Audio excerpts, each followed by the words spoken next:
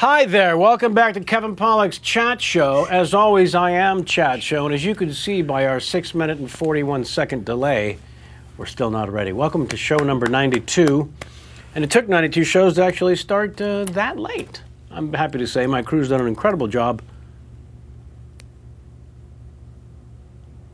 until now. Hey, I want to thank Joe's of Bleecker Street for bringing some pies today for my happy crew, and guests for that matter. Oh man, if you're in the Los Angeles area, you've got a couple locations to choose from. This pizza is, for me, the best, bar none. I've been saying this for a while, but I'm going to say it again. God damn it. If you like your thin crust with a little crunchy underneath, you know what I'm saying? You know what I'm saying? The New York pie, the serious New York pie, or he might argue the Sicilian pie. This is the stuff. Joe's of Bleecker Street. There's one in Santa Monica, one in Midtown in the West Hollywood area, in the Sunset Plaza area, we call that? Yeah. I think we do. And we hope. Sammy, you like the pie. I love the pie. Right? What is it called? Is it the grandmother style? Grandma sauce. Grandma sauce. That's Grandma the best. sauce. Grandma sauce is not fucking around. Oh, that is some serious pizza. What you got? You got your fresh mozzarella, First of all, basil, Right. and then a chunky tomato sauce, which is the grandma sauce, because it's like your grandma's. ooh, fresh homemade. basil on there. I like the Yeah. leaves. I like the leaves Best. sitting right there. I can't get enough. Doesn't get much better than that. Although the sausage, ooh, very nice. There's your pizza trimmings right there. How's your Christmas shopping, wrapping, shipping go? Oh my. Christmas shopping, wrapping, shipping, oh my. If you're lost, like some people are, at sea, trying to figure out what the hell to get your loved one. What do I get this person? They have everything. I don't know where to get them. They have nothing. I don't know where to start. This little sucker right here is available. I'm such a whore. I can't even commit. Kevin, everyone's already seen The Usual Suspects. You don't They need to. I don't think you need to keep pimping the DVD. I'm not going to hold it up. This is for our guest, anyways. If we had a photo, I would throw it up. Oh, well, look at that! What happened? How was that available before the show? Go to your Amazon.com. Get yourself one of those if you dare. You know, it's a couple laughs. I'm hearing from comedians. You know, I shared with you the connection now, the Jerry Lewis Love Fest. But I've been running into other comedians that I admire greatly. Paul Mann saw the special. Jesus, nobody's comfortable like that on stage since Dean Martin. That's the Dennis Miller Becomes Jamie's father, Jim Fox. Well, they're both from Pittsburgh, so they sound From the similar. Pittsburgh area. They're both very gruff. No, not got on there, Jim. Nothing but derelicts. That's Jim Betty Fox. encouraged me to join the And then Eagles. you join the Eagles. I want to hear a little bit about the joining of the Eagles. I'm not officially a member yet. When do you get sworn in? I don't know. Really? I'm waiting for my call because I have to be interviewed, and then I have to take the oath. What do you mean? Why you're getting interviewed by the bartender? I am. Yes, Barbara, I think, is going to be interviewing me. The Philadelphia Eagles? No. I did not know they were doing so poorly. I don't follow the sport. First of all, she's in Pittsburgh. Why would she want anything to do with Philadelphia Eagles? I don't know. Third of all, The Fraternal Order of Eagles. or foe, if they were fighting, FOE, yes. they joined up with Chaos to take on. Missed it by that much. Would you believe? So you and J-Mac are going to get sworn in. Yes. This is unbelievably exciting. We'll I have want to- the moment it happened. We've you're gonna, gone 3 times now to the Eagles. The first night was it was a Monday night. It was crowded. They were making meatball sandwiches in the back. Were they? Yes. The second time we went was on a Friday night, and there was only like a couple of regular like bar flies. And then the last time we went, which was this Revo's recent Friday, there was a 15-year-old's birthday party going on. That's where you want your 15-year-old's birthday party, is at Is the, at the Fraternal Eagles. Order of Eagles. Yes. But all the regulars were still at the bar, like degenerate drunks that we are. Uh-huh. And J-Mac, what was J-Mac from the other room? He can't, but you can't answer the door. This is my favorite part. As a female, I am not allowed to answer the door when somebody is buzzing. My favorite part about the Eagles organization is that it's still 1959. We went and saw The King's Speech and Black Swan. I don't normally do film reviews on the show, but I'd like to tell Mr. Aronofsky, or however you say his name, to get the fuck over yourself already with this Black Swan. Jesus, H.W., are you shitting me? I love the performances, and then there's some storytelling tricks that are going on that I'm lied to, and then I'm confused on purpose, and then the ending is, what? What? Conversely, King's Speech just soared past The Town as my favorite film of the year. Ooh. King's Speech is mesmerizing performance, storytelling, filmmaking. Colin Firth, the man to beat, bar none. True Grit, we're going to see when? Wednesday? Yes. Yeah. Can't be more excited, even though Tron happens on Friday. Yes, and we got our tickets for Tron. We got our tickets for the IMAX. Yes. And I will have you people know, if you want to see Tron, like the weekend it comes out, I bought my tickets on Thursday for a 1 o'clock showing on Friday, and it was almost sold out, so you might have to get your tickets. And yet it's only tracking to do like 34, know. 35 million, which no one can believe. It's a crowded weekend. It's a crowded weekend. Yeah, it is. You got the And if you don't get your Tron tickets, then James you're going L. to have to see Yogi Bear. Yogi Bear, and also the James L. Brooks movie, I think, comes out. Yeah. How do you know? When do you know? Who do you know? How Who do you call? know? How do you call? Who are you going to call? How do you call would be my father's movie. How do you, wait a second, how does this, when does the, wait a while. $10,000 That was my favorite, says wait a while. that the bulk of the people over 60, when they go to get tickets at the box office, they go, the Nicholson movie. The bulk of the people over 60? That's how they're going to ask for them. I want to go see which one, the Nicholson movie. You know which one I mean. My Not getting- mother and father called Steinfeld forever. Uh-huh. I think they stood. I think like the whole time the show ran. He's it was still pissed off Steinfeld. about it. And it was, and my mother still to this day calls Aniston. Yeah, I think You we all, got we all what I knew. said. We all knew. You know what I meant. As you were She's like, fucking you know up. that Jennifer Aniston Yeah, uh-huh. lady. I want to meet the Anisette, the Jennifer Anisette. Sammy? Yeah, buddy. You're not going to be here.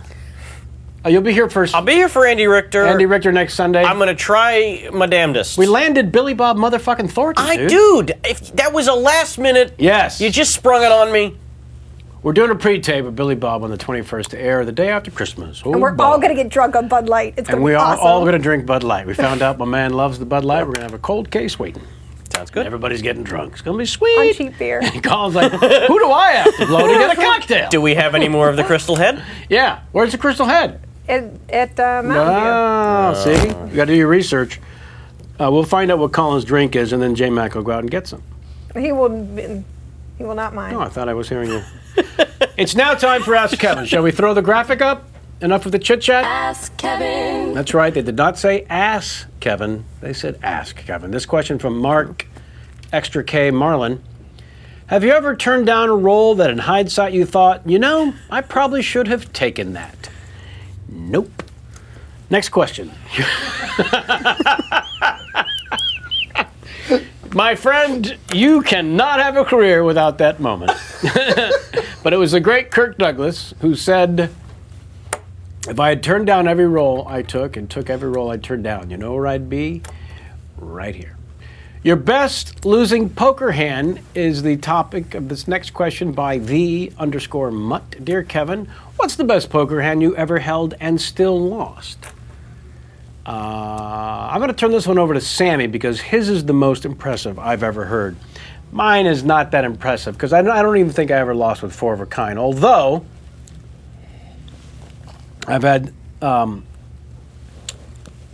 2 royal flushes, 6 royal flushes on the video poker, but 2 live, one of which I still hear from Norby Walters all the time. Yeah. We've only had 3 royal flushes in the 47-year history of the game. But Sammy, you have Mine, it the still hurts. worst bad beat in terms of the best hand. Yeah. Because technically, I please was take it over from Counting the money. I was playing a game at Hollywood Park many moons ago. This is a The Hollywood Park legal Casino, a legal poker room here in Los poker Angeles. casino in the Los Angeles area. And I was sitting there in the big blind. There were no pre-flop raises. I went ahead and limped in with my 3-5 of hearts. Did you? And the flop came 4-6-7 of hearts. Ladies and Jews, for those of you following along at home, he flopped a straight flush. Flopped it. Counting my money. He flopped a straight flush. What were the cards that came on the flop again? 4, 6, 7. Of You got hearts. the 3 and the 5. I got the 3 and the 5. All right. I cannot be beat. And much to my surprise, Somebody's calling all your bets. There were 3 people, myself included, 3 of them, everyone's throwing money into this pot. Well, first of all, there's 3 hearts that came out, so you've got I figure the ace of hearts is out there. the guy who thinks he's got the Who thinks nuts. he's got it? Yeah. Maybe another guy flopped a set. Sure. I'm thinking, oh, this is gonna be great. So there's money going in. There's money going in. It comes around to me. I, as they say, Hollywood a little bit. Like, I don't know. I fake like I'm gonna fold. And, all right, I call. Turn comes up and it's nothing. Meaningless card. I check it. Guy to my left, all in. Before he, guy to his left beats him to the pot. What? I throw all my money in, and these guys don't want to turn over their cards. And then the river is the 10 of hearts. How could that possibly hurt you? Couldn't possibly hurt me. That means someone would have to have the 8 and the 9. That's exactly what someone had. The 8 and the 9 of hearts, giving them the 6 to 10 straight One outer. flush. One outer rivered a higher straight flush, ladies correct, and sir. Jews. Hey, but he stayed in all the way, pushed all in on the straight flush draw. On this draw. To be fair, he had a 9 high flush, but there's no way he could have felt that was good on the turn. No. With 4 people in? No way. And That is the worst bet. And there was quite a lot of money on the table. That one still stings. All right, well, there's your answer by way of our very own Sam Levine. And this last question comes to us with the heading New Chat Show Merchandise by Walter DFS. Is it possible that we might one day see a Kevin Pollak's Chat Show t-shirt with the phrase, "We're not ready," anytime in the future? Well, the answer prepared was no. Until, of course, we started the show today 6 motherfucking minutes late. And now that t-shirt is already under construction. It is being made by underpaid 13-year-old Korean children. And they... No, they're appropriately paid. I'm sorry, they're busy working on a bomb. They can't be troubled with a t-shirt. Is this North Korean? Yeah. Okay. Yeah, of course. I'm not going to pay the South Korean kids. Are you kidding me? Anywho, the We're Not Ready, it was a very old moniker until today, and now it's everything old is new again. Oh. So thank you for your questions. If those of you at home are wondering, hey, how do I ask Kevin a question and get that smart-ass bullshit answer? Just write to contact@kevinpollackschatShow.com. KevinPollackschatShow.com. And we'll get your question there. If one of your Larry King games that you submit the same way, contact@kevinpollackschatShow.com, gets read on the show, then you get yourself a t-shirt. Kenny, do we not load today's winner? Are you serious? You did not get today's winner and I have to read it right off the laptopy? That is some lame-ass shit. We've come off the tracks today. I've got it in here, and I'm going to share it with you right now. This one comes to us from a lovely gentleman by the name of Michael. There it is, Michael Yasui. I don't see an @ name, but I'm sure he's on the Twitter. I sense by his email. This is Michael Yasui's Larry King game. The rules, again, give us a bad Larry King impression, and then have Larry do a little meltdown on the show, and then have Larry go to the phones. Name of the city, funny sounding. Must be a real town, by the way. Playboy Mansion, 1980. Bobby Benton watched the fireworks while I had a surprise BM in the grotto. Toboggan, Wisconsin. Hello. I can't even say it without laughing. That's horrible. That's the worst thing ever. I just went Jimmy Fallon. You found it. SNL. You found it. 2001. Probably more like 98. You know, that's whenever he had my sign that I made him in his dressing room. I wish we had time for that story. It's really It's a adorable. cute story. It is a cute story.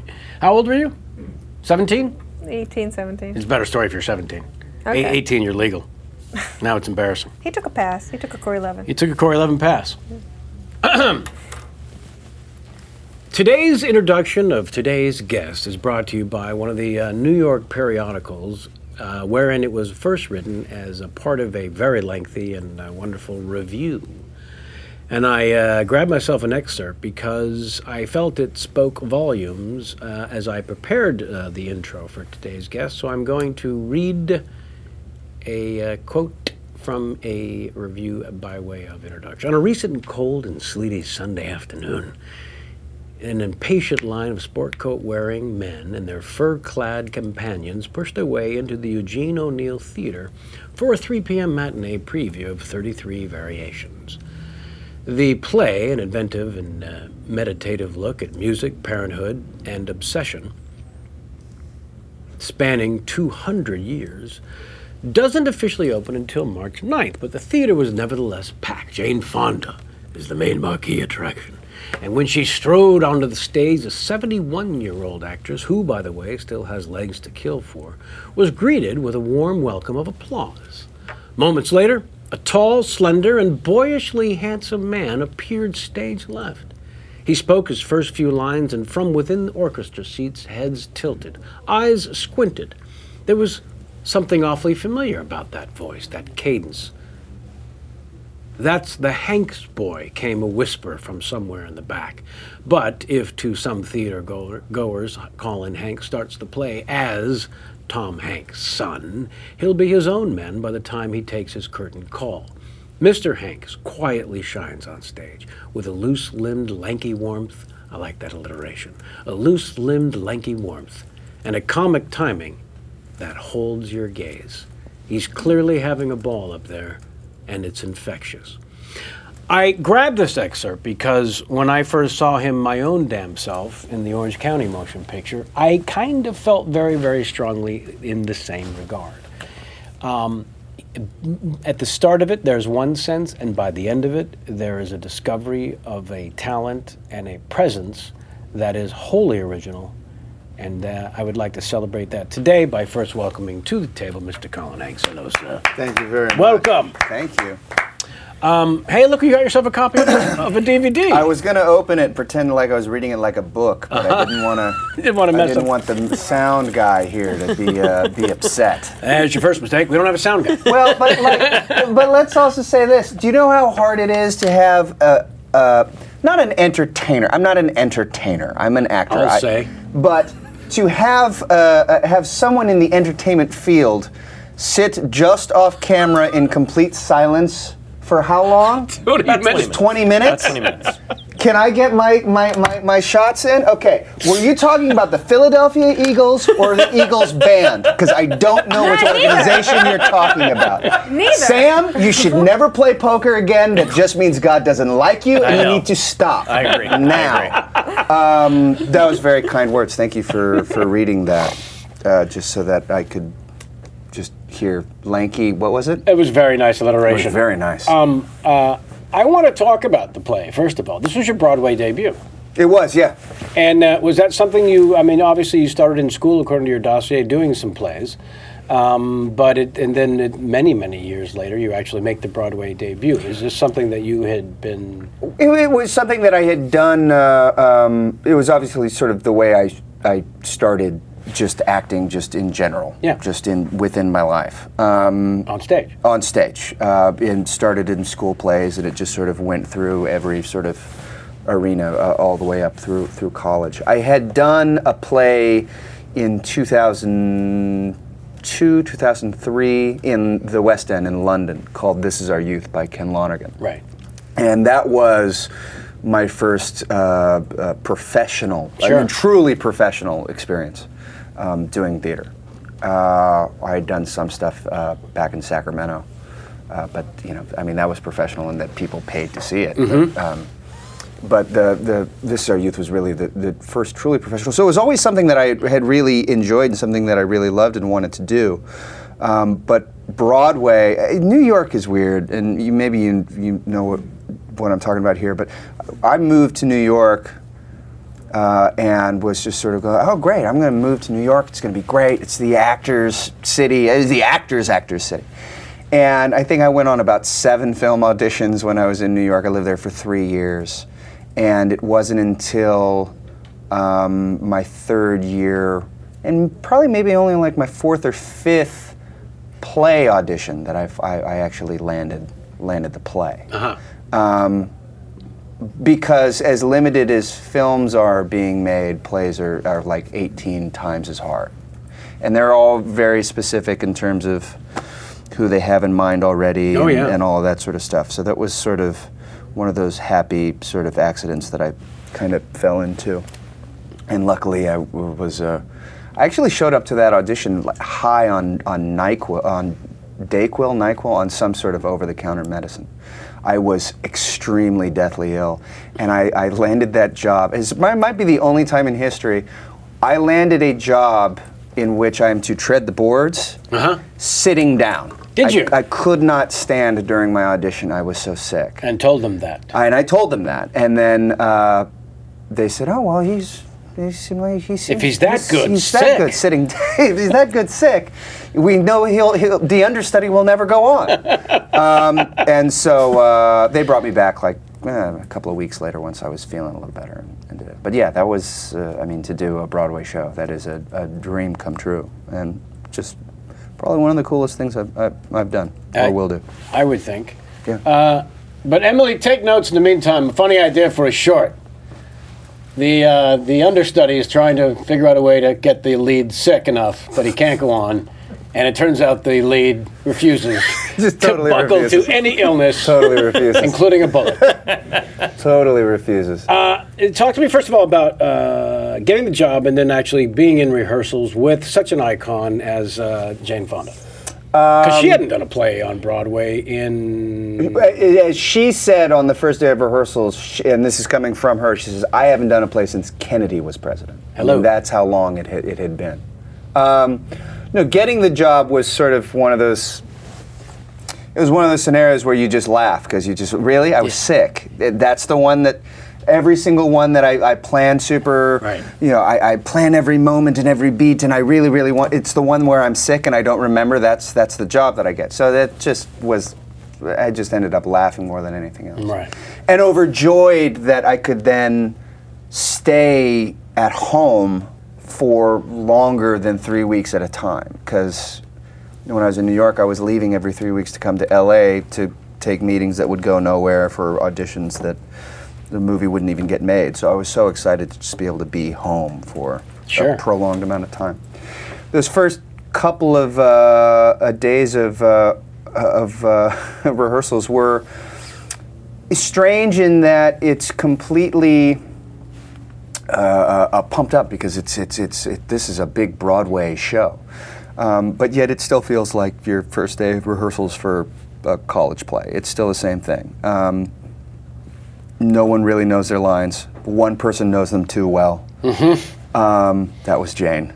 I was the guy saying, "Hey, when do we have to be off book? What's like the day that we have to be off book?" "As soon as you can." It's like, "Oh, okay. I've never had a production like that." "Oh, okay." Yeah. What is your process to do that, by the way?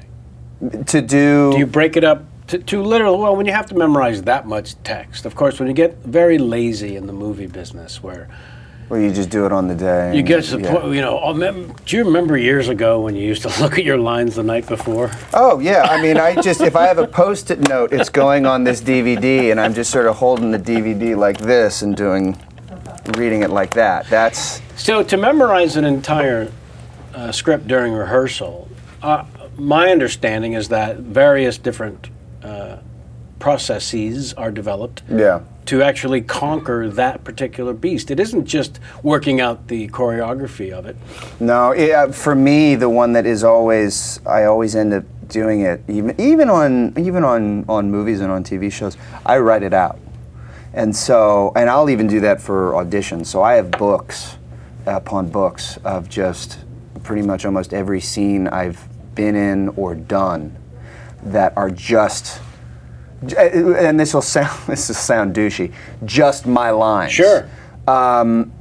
In that, just so that I can see so that it helps me guess where what is being saying here. So trying to make it active, because if it's I can't do just passively. I hate fuckers who just go, and I say, "Okay, great. No, let's just go," and they'll get it like perfectly. I don't have that. I lost that part of my brain at some point in college. So I'm sorry, what happened in college? no, I went to school. And so for me, a lot of times it's writing. It's strange on the Good Guys. My memory actually, It's a muscle. It is a muscle. It is completely a muscle, and eventually I got rather good at it. So by the time we were doing a rehearsal, I would by the time we shoot, I'd be like, okay, great.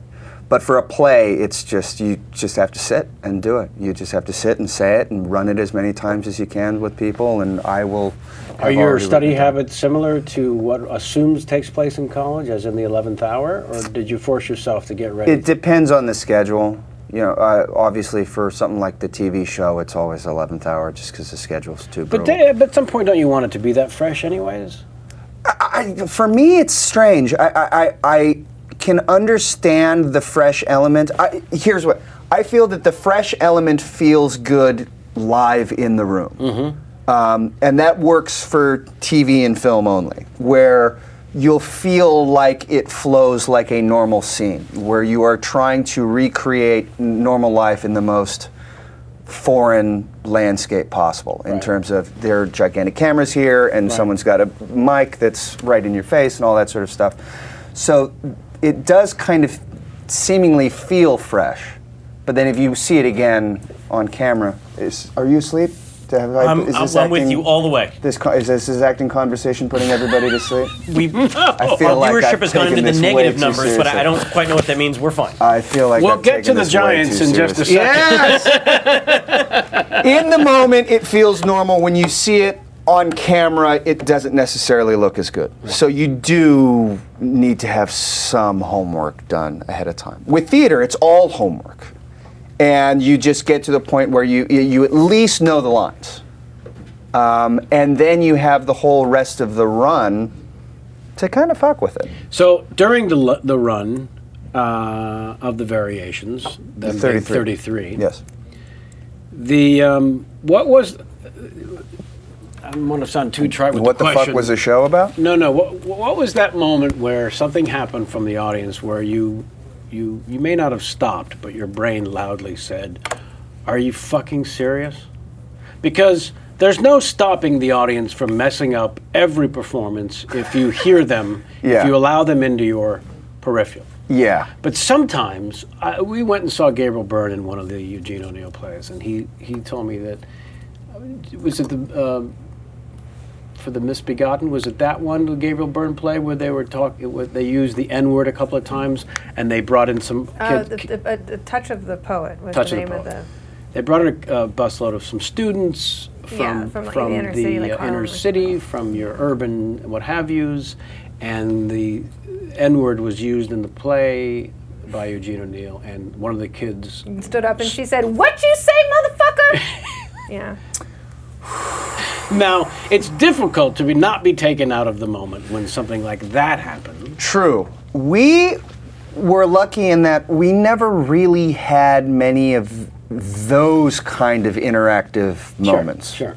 For two reasons. A, everyone was there to see Jane Fonda. And anyone who is going to see Jane Fonda, I think it is safe to say, is the kind of person that shuts the fuck up at the theater. Yeah, that knows better. And then also, to compound that, the play was also about Beethoven and his 33 variations, and so the play was about classical music. So that's a very specific clientele that is going to want to see that as well. Right. And so. But a lot of these runs. Oh, well, a lot of the runs. So we would have phones go off. Yes, of course. Sure. That's going to happen. Sure. I would say of the clientele that we had, there was a lot of, what did he say? Uh-huh. What was that? Well, this, to me, that's the fun part. Followed by, shh. Yeah, huh? You're being too loud. And they're having a conversation. Yeah. That was... Who said that? Don't Who talk said to that? me. Shh. It doesn't stop. That was going on at the King's Speech. Yes. There was a lot of elderly people, and it was like, "Have you ever been to Westminster Abbey?" "Oh, yes, as a girl, as a little girl." Shh. Did you know that the king, Henry VI, had a stammer? I didn't remember this. This is the Queen's father, right? The Queen now, I mean. Did you know his father? Oh my God, we're in the... Anyways. There's a lot, yeah. We didn't really have many of those. The one that is the... have you seen the footage of Hugh Jackman and Daniel Craig? Someone told me about this. I've not seen it. Okay, this one's pretty spectacular. I do not remember what show it was. It's only like a year ago. Yeah, maybe, no, it wasn't long ago. It wasn't that long ago. One of them steps out of it. But someone's phone is going off, and they do not pick it up. They do not make a move for it, and it is ringing and ringing and ringing. And they just, in character, break the fourth wall, saying, "You gonna get that? Are you gonna get?" Because it's like an interrogation scene between like a cop or a bad guy or so. I didn't see the play, so I don't know. But it's a very intense thing, and they just go, "Are you gonna fucking get the phone?" That's great. And it keeps ringing. They don't stop. And he's serious. We know you're fucking embarrassed. Answer your fucking phone. Answer your. Just go ahead. No, just do it. Just do it. Just pick up the phone. Answer the phone. If you want to tell him you'll call him back, that's fine. And then of course, rapturous applause. Sure. And then, so you're telling me you don't know anything? I mean, just that first. My fantasy would have been a mammoth play. Are you going to get the phone? The phone I'm asking you about. I'm now asking you about the phone. Do you understand what I'm asking you? That's what it should have been. That would have been fantastic. That's what it should have been. been. The phone. Will you get it? Will you get it? Yeah. You fuck. All right, let's get to the Giants because I can't put it off any longer. Great. So you're growing up in the Sacramento. Yes. And, Sacramento. The Sacramento. Yes. State capital. Yes. You have a choice, honestly, between the Oakland A's and the San Francisco Giants. How is it that you end up a Giants fan? A majority of my friends were Giants fans. Because I'm pretty sure Pops was an A's fan. He was an A's fan. Yeah.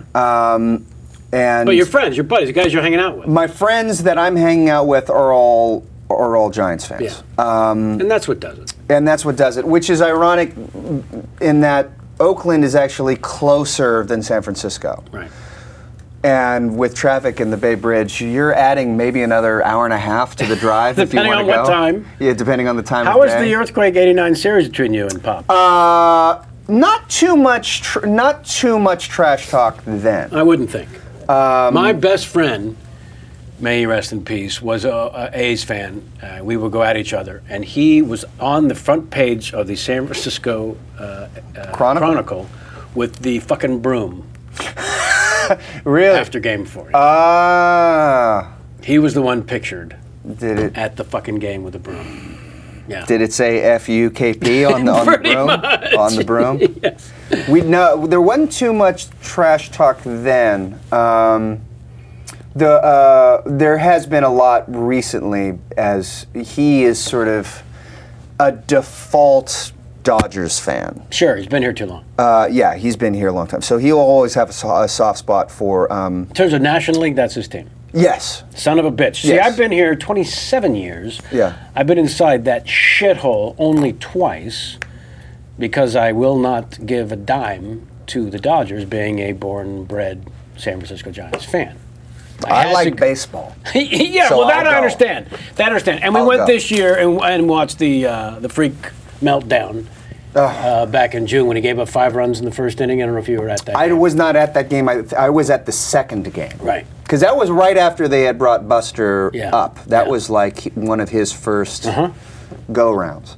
But yeah, my friends were all Giants fans, so I just sort of fell in with them. And then as I've gotten older and sort of developed my own personal tastes, Sure. I prefer NL over AL anytime. I just make the pitcher hit.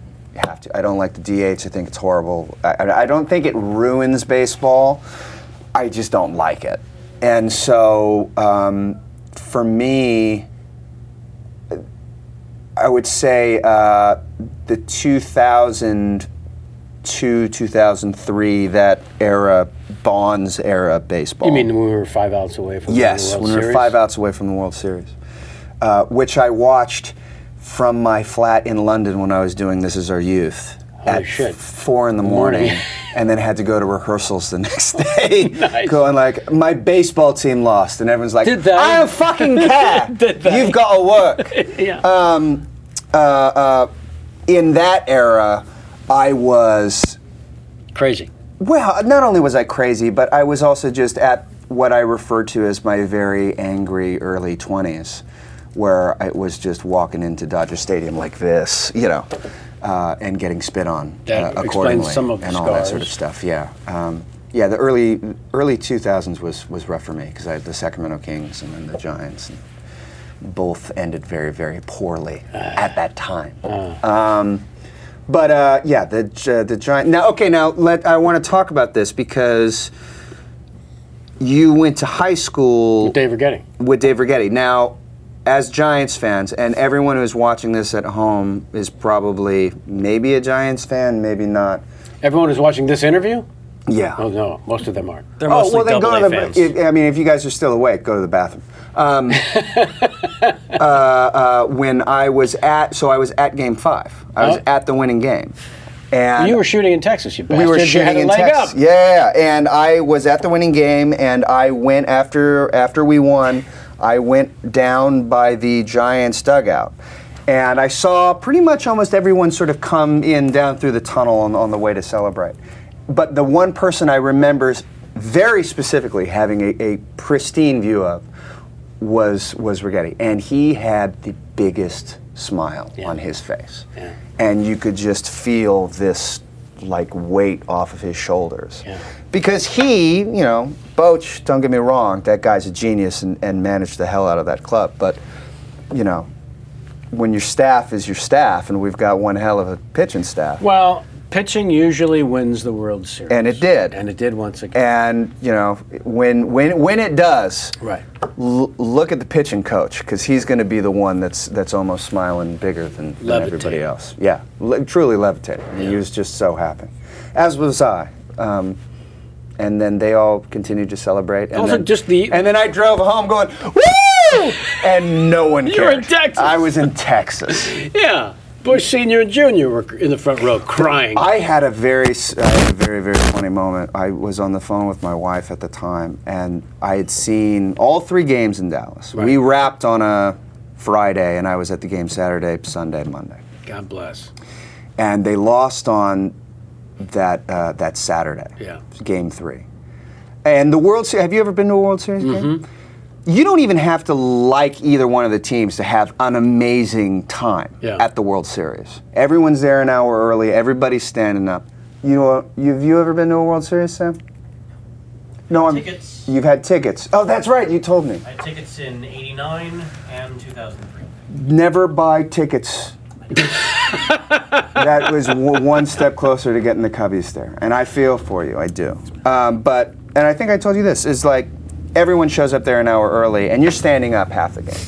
And I'm walking home, or I'm walking to my car with a buddy of mine who had flown out for the game, and we were saying, man, that really sucks that the Giants lost, but you know, we're up 2-1. And hey, it was a World Series game. Who cares? Like, this is extremely fun.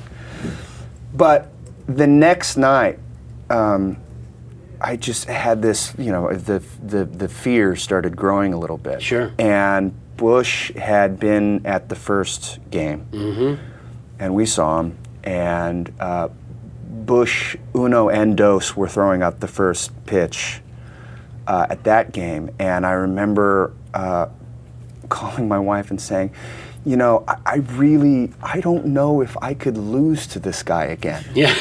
I really don't know if I can lose to this guy. I have gone through so much heartbreak with him, and with my sports teams. If this is gonna meet, I can't lose. I can't. My constitution will not. I will go into a harder therapy than I am already in. And luckily, we won. Pulled it out. We pulled it out in front of the man, in his house, in his front yard, which made me feel a Now, little let me ask better. if the Giants owed their postseason berth to anyone, to It's any the other Cubs. ball club, it would have to be the Chicago Cubs. wouldn't it? It's the Cubs, and also but also San Diego. Because San Diego lost 10 games. They did. They did. But in that They didn't play all 10 games to the Cubs. No, but they played 4. That is true. To the Cubs. Oh, I love the Cubbies. I mean, this is where it was a group effort. This is where, you know, my dad sort of falls in this too. You just love baseball. Right. You really do truly root for the home team. And so, having been to Wrigley a bunch, always root for the Cubs. You have to. You have to. What a ballpark that. The only time you don't root for the home team is when, you know, I don't know. They're playing your team. When they're playing Arizona. Or if you're in Arizona. I'm not a Diamondbacks guy. You can't make the swing for the Diamondbacks? No. All right, let's open up the calls, as it were. We have a audience, a live. You have phone calls. Well, we have No, tweets. we have tweets and questions coming in from the Facebook, and Okay. Jamie is forwarding from the chat room. This one comes from the Facebook, from Aaron Fuller. I'll have you know. What is the Mike White experience like? Very interesting actor, amazing screenwriter, but how was he on the Jake Kasdan set? Is he protective of his words or more open to some form of improvisation? Reaching back a little. He was, I don't recall him ever getting in the mix and saying, don't do this, do more of this, or any of that sort of stuff. It's a director's set. It really was sort of, so Jake Kasdan would sort of be the guy that would sort of be running things. That said, he was always really supportive and really nice, and if he thought something was funny, he'd tell you, you know. Fun set? Yeah, a lot of fun. Scary, because that was my first jobby job. You know, it's very Because different. it's a lead, or Yes. Yeah. It's very different when you're number 7 on the call sheet. When you're number 1 on the call sheet, It's a whole different It's a whole different thing. And that is a different workload. There's a whole lot more 11th hour type stuff. And it really is much more of a marathon than a quick sprint. Mm-hmm. And so for me, you know, looking back on it now, I just see a bunch of, you know, I'm doggy paddling every scene, just trying to keep up. But then also so many amazing people were in that. Yeah, your character also, you're forced as an actor to do a little more reacting than acting, and which can be fun, or can be. So I'm a straight man in this scene also. It's strange. I sort of find, for me personally, I always like the straight man that does not have very big reactions. Mm-hmm. And, you know, I've always said this about Orange County. Orange County will be my best attempt at that kind of movie, in which I'm talking about one sane guy dropped into a universe of crazy people. And every interaction is like, why can't you be normal? Yeah. Because there's only so many times that you can have that reaction, and I came up against it a little bit on The Good Guys, in that you have to try and vary your reactions, because. But at least there you have a character who gets to speak his mind. Well, that was the big difference with The Good Guys, was that here was a guy that actually talked back. Yeah. Orange County was really sort of my best attempt at that kind of movie, because every other movie after that I read for was always sort of the same kind of thing. It was just crazy people surrounded by the same guy, and the same guy finally just can't take it anymore and has a big eruption, you know, and that's sort of the dynamic of comedies now, at least I've noticed in terms of the ones that I've been reading for. Whereas I like the straight man who is really truly the straight man, mm-hmm. who you are, I always find to be one of the best straight men at this, of just saying it as simply, succinctly as possible and letting that be the really truly funny moment. I always like that a whole lot more, but Well, I was lucky in this Red Bull culture, I think it's a little bit different now. Yeah, I was lucky that two things. One was Well, very early on, I had a director in the first real drama I did where the director actually hated acting. So as a comedian coming into this world, and wildly underprepared for any sort of acting demands, that was perfect for me. But then in A Few Good Jews, I had Rob Reiner basically saying, all right, look, Tom's going to have to swing for the fences in this role. Jack's, his character's crazy, so he's going to be, you know, he's got the great soliloquy that ends the way it does, and we know Demi's going to have to swing really hard to try to stay in the mix. I really need you to hit one into the gap and bring home two. And that put it into such That's nice. Yeah, that put it into such a succinct sort of understanding. And then the other insanely lucky part was that J.T. Walsh, one of the masters of all time, because I kept complaining to him, he was one of the great subversives, boy oh boy, and loved a good conspiracy theory. And he said, and I kept complaining to him, you know, I don't really know what I'm doing, I don't know what I'm doing, I'm a comedian, I'm not trained for this. He said, well, what you're doing is actually a technique called less is more, and there's a second half to that, which is nothing is best. Less is more, nothing is best. If you can actually do nothing in a scene and pull focus from the audience, imagine that. And you watch him in that movie in particular, where he really is. He's doing nothing. Doing absolutely nothing, and it's just riveting. Well, there's also, I can't remember who it was, but someone told me it was, maybe it was Walken, and the fact that even Walken would say this, you kind of go like, well, maybe he should be listening to his own stuff. But whenever you ask yourself like, oh geez, what should I be doing here? That's when you don't do anything. Just don't. You know, maybe I could be doing, no, don't. Yeah. Because no one's gonna notice you, you know, going, Yeah, I love. No one's gonna. It's one of my favorite hobbies, actually, when going to the movies, is watching someone in the background who's trying to be in the scene. One of my favorite go-tos. I'm not like a big prankster guy on set, but one of my favorite go-tos is every now and again, I'll take just the Dixie cup, you know, and I'll hold the Dixie cup like this, and I'll just be sitting around just talking, and I'll just.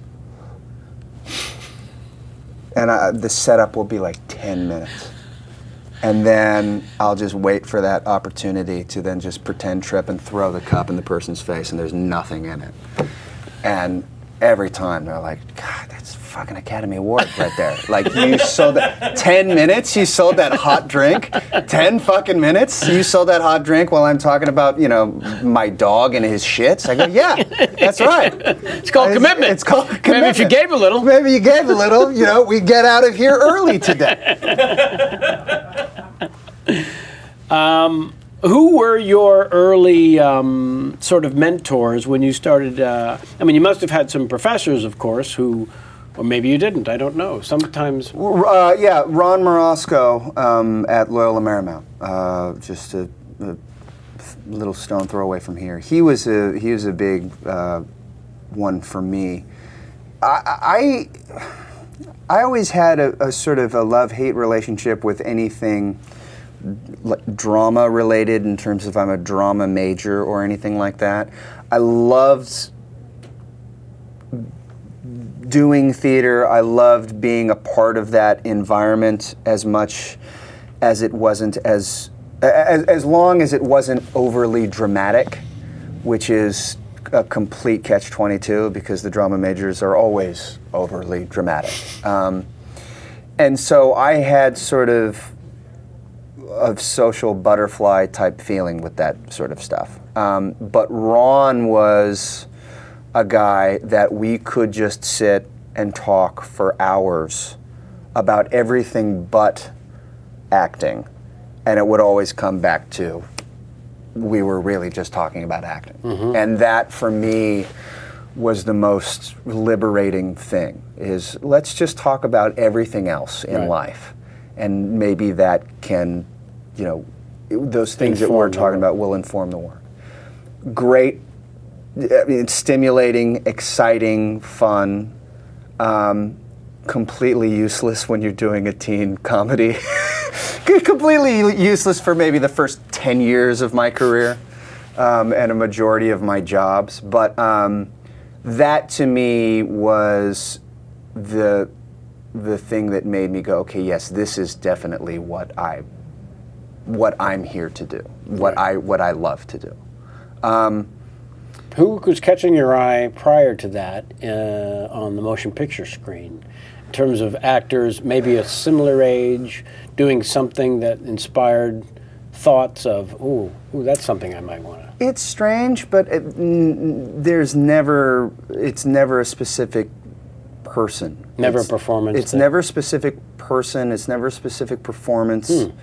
It's never even, a lot of times it's not even like a specific film. It's a constantly evolving, it's a revolving door of people. And it's just I'm always constantly looking for that next thing that is really engaging and exciting and interesting. And, you know, when I'm a kid, it's The Empire Strikes Back. Later on, it's stuff like Big Lebowski, or Fletch, or stuff like that. I mean, it's this constant evolving thing. With music, I can pick the Desert Island record. You know, I can pick the Lonely Island. You know, you're stranded on a thing. I can pick those records really easy. And what are the three? What are the three? Oh, I've been trained as that it's just one. No, I'll give you three. You'll give me three? You're on the island for a while. Oh man, I know I'm. So tell me, when you did Littlest Suspect, was that talking about the height? Yeah. No, I'm not even gonna go. I think I've bored enough people with the acting. Let's not get in and the baseball. Let's not get into the music. When you said Lonely Island, did you mean Lonely Island, the comedy troupe, Sandberg and Yorma and Akiva? That was a reference point in my mind, as in, yes, I didn't necessarily mean them, but as soon as I said that, I thought of them. Okay, good. I just want to make sure they we're were on all the same page. clothed when I thought of them, though. Let's be clear about that. I want to be very, very All right. clear about that. From the Fletch, Jamie, if I'm asking you what your lunch order is, you would have a... Oh, we were just discussing this in the chat room because it's on right now, like on... It's on one of the channels people watch? And then everyone in the chat room was watching I'd like to take your lunch order. You're having the... Bloody Mary, a steak sandwich, and a steak sandwich. And a steak sandwich. We were all doing lines. Oh, from that movie. From that movie. From that movie. In the chat room. Timing. What was the T-shirt you had you made for the I'm with the Matthew? Underhills. I'm with the Underhills. We're big fans of the Fletch as well. I mean, it's a good one. I mean, that's another one of where it's just, you know, when he's not doing a character, it's just totally straight-faced. Kind of. Yeah. A little hammy, but just enough. Mm-hmm. Just enough of the straight face. That kind of stuff I really sort of like. That's just sort of very, very quick like that. In preparation, Yes. last night, I tuned into the great Buck Howard. Because when doing the research, one of the producers you met here, the JMac, puts together a dossier. 25 to 30 page craziness. Dossier. I have to boil it down to 5 or 6 pages. How do you do it? It's not easy. It's not But easy. one of the things that I... If it was easy, everyone would have a chat show. See, in the future, Andy Warhol was very close. Yes. In the future, everyone will have their own podcasts. But this is more than a podcast. Because of time? No, because there are cameras. Ah, yes. This is a strange thing I've noticed. Since I've joined Twitter, Uh-huh. I'm very popular amongst the podcasts. Because I get asked a lot, hey, will you come do my podcast? Will you come do my podcast? And Let's for do a a quick, lot of time, let's I do went, a quick rundown. No. Nerdist? I went, Been on no. the Nerdist? I've Hardwick? been, someone has reached out to me via, he's reached out via someone else to maybe do this. I have not spoken with him yet. You should do it. I would like to. His is a good one. We were with him just not too long ago. The Jimmy Pardo? You'd have a fun time on the Jimmy Pardo, the Pardcast. Never not funny? Never not funny. it's Never called. not funny. Yeah. That's a really fun one. Doug Benson? Doug loves movies. Doug loves movies. I've listened to it. You live not too far from the UCB. You should stop by. What is the thing I'm doing with Doug that you can't come? That would be Tuesday the 21st. Why does that date sound familiar for a different reason? You're pre-taping Billy Bob Thornton. That's a very busy day for me. But what I'm saying is all of these podcasts Yes, sir. to me, in my mind, are like, you know, a guy like this dude here, a dude. Dr. Chen. Dr. Chen. Dr. Chen.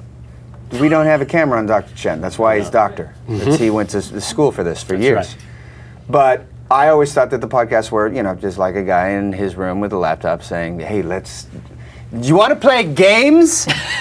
But now it's, but with you, One of you're these like deals the, they set up. yes, this, exactly. You have a conversation. Yes, exactly. Right. But you've got a full-fledged. It's a studio. It's a full-fledged With lights. studio with lights, and you found people that don't care about nice sunny Sundays and football.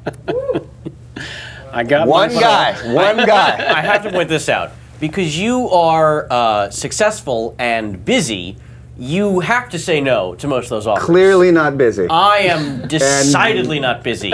So I make the mistake of saying yes far too often. And I will tell you, sir, there is a pretty even mix of quality podcasts like this, and there's still a lot of, hey, so it's just us talking on the phone. I'm in my mom's basement. What's going on? Is there going to be a Freaks and Geeks reunion? I can't. But the weird thing about that actually sounds like every professional interview I do for every, I mean, you name it, news organization. You know, it's some guy who's just going, hey man, so listen, what's up with this thing? And it's transcribed with every and I think that you have, you know.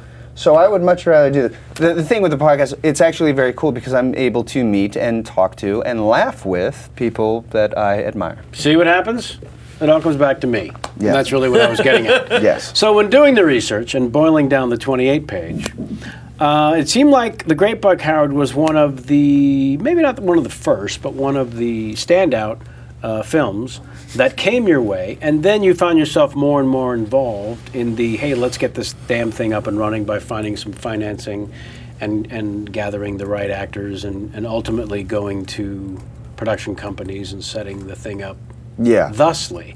Is that something that you enjoyed? Is that something that you think you'll be doing a lot more of because of that experience? Well, in total, complete honesty, there was very little day-to-day involvement in doing that sort of stuff that fell on my plate. Not day-to-day, certainly. No, but it was of sort of one of those, I mean, really, truly lucky scenarios, I call it, because I'm a big believer in you're in the right place, in the right time, with the right attitude, and that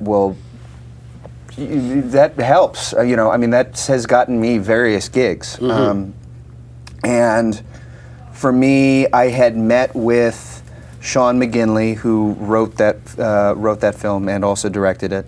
We hit it off very, very well, and he sort of went, that's my guy, that's who I want. And so then he went out and with his group of people to go and try and package it together. And there were a couple of false starts and a couple of times where it was looking like everything was going to line up and then didn't. Right. And then another group of people were brought in who then said, well, hey, this is going to sound really weird and really awkward and very obvious, but we mean it from a very sincere place. What if Playtone, the production company that my father runs with Gary Getzman, what if Playtone got involved, because this seems to be very much up their alley in terms of the kind of movies that they like to make? And I said, you're right, that is incredibly easy for you to say. And this had been posed to you previously, I would I mean, there's always some sort of, you know, Yeah. hey, well, why don't you just get, you know, and then that's when I say, hey, well, why don't you just leave, because that's never going to happen.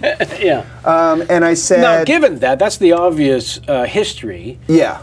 I understand that this one clicked a little bit more in terms of making sense, but still the personal mechanism from sense memory must have... Oh, of course, of course. And so I said, look, this is all very delicate stuff here, obviously, and to...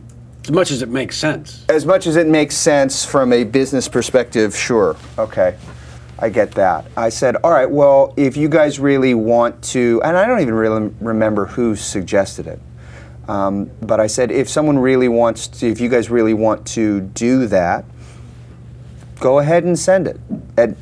Send it the way that you would normally say. I'm not going to do that. Right. And if he wants to talk with me about, hey, what is this thing? I'll tell him. But none of this is going to be coming from me or my camp, so to speak. That's the only way you can play that. Yeah, particular hand. it's the only way you can play that hand and really sort of, the way I see it, the way you can sort of like sleep free at night. Yeah, but also if your relationship with your writer-director is to be as sound as you need it to be. Yeah. That's a way for him to earn his stripes anyways. He doesn't want to come in on your back. So not if he's going to stand tall. Exactly. On the And set. so, but then even with that, once Playtone as an entity was involved, we still went through another year and a half, maybe 2 years, false starts, trying to get the movie going. We landed our Buck Howard, and then we lost a Buck Howard, and we went through all of the you had trials someone and other than the tribulations. great and powerful and beautifully crazy Malkovich. At one point, we did, yes. Did you know? Yes. Oh, there's no reason to go into who that might have been. No. No, it's water under the bridge. But It's available online if somebody wants to research it. But even said person then not being involved, these things happen. Of course. All of the time. Yeah. And at that stage, it turned into a scheduling thing, and then we said, okay, well then we gotta readjust, and ended up getting our Buck Howard in Malkovich, who was so insanely perfect.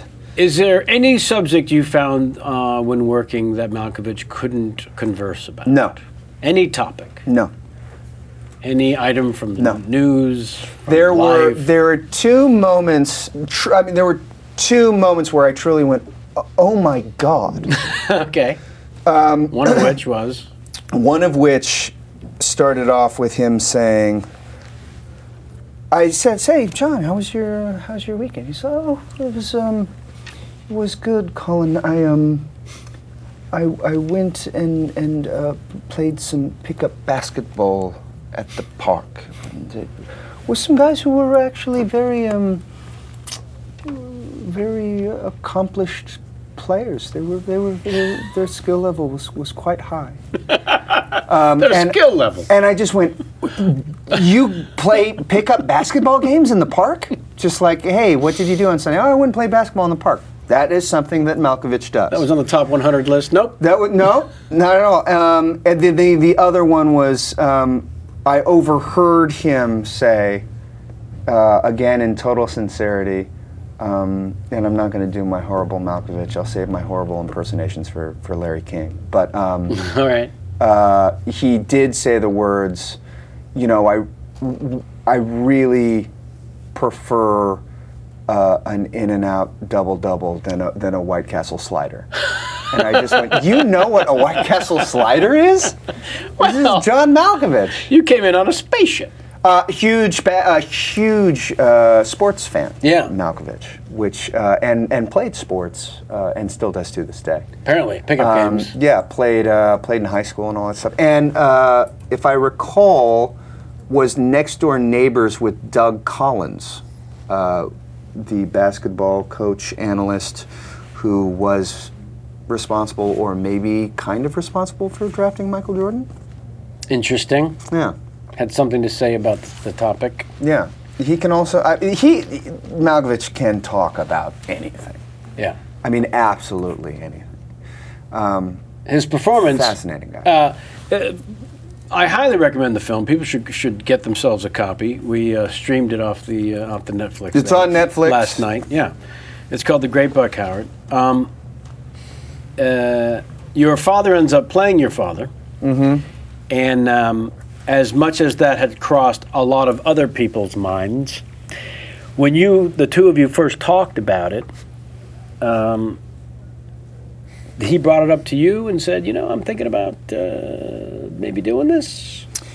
I don't remember if he said it first or if... Guys, I was just thinking in terms of you not wanting to broach the subject of getting the film over there. And well, yeah, no, I mean, that was the thing, is that I think if I remember, and I mean, this was all over the course of, it's like trying to remember a 5-minute conversation Sure. that you had years ago. But I think the conversation went, I was talking with Getzman, with Gary Getzman. You know Gary? His producer party. Yeah. I've worked with them a couple of times. You've worked with him a couple We of did times. You were in the original Playtone Galaxy movie. I was in the original Playtone You were in Galaxy. the Playtone Galaxy movie. Yes, I was Boss Vic Koslovich. Boss Vic Koslovich. But I think Gary had said, they had said, like, hey man, this is really great. Like, we're going to do this. We think this is fabulous. We'd like to do it. To which I said, okay, great. And Gary just sort of said, and your dad's going to play your dad. And I was just sort of like, okay. And then the next time I talked with my dad about it, I said, so, Buck Howard. He said, yeah, it's going to be great. And that'll be a lot of fun. And I just went, yeah, okay. And that was sort of it. I mean, that was sort of, we didn't really broach it again. And I didn't really feel, quite frankly, I didn't really feel the need to throw up any flags because if stepping out of my own personal shoes, if someone like that is wanting to be in your movie, you don't tell them no. You just go, great, yeah, fabulous. Well, my questions were actually leading towards that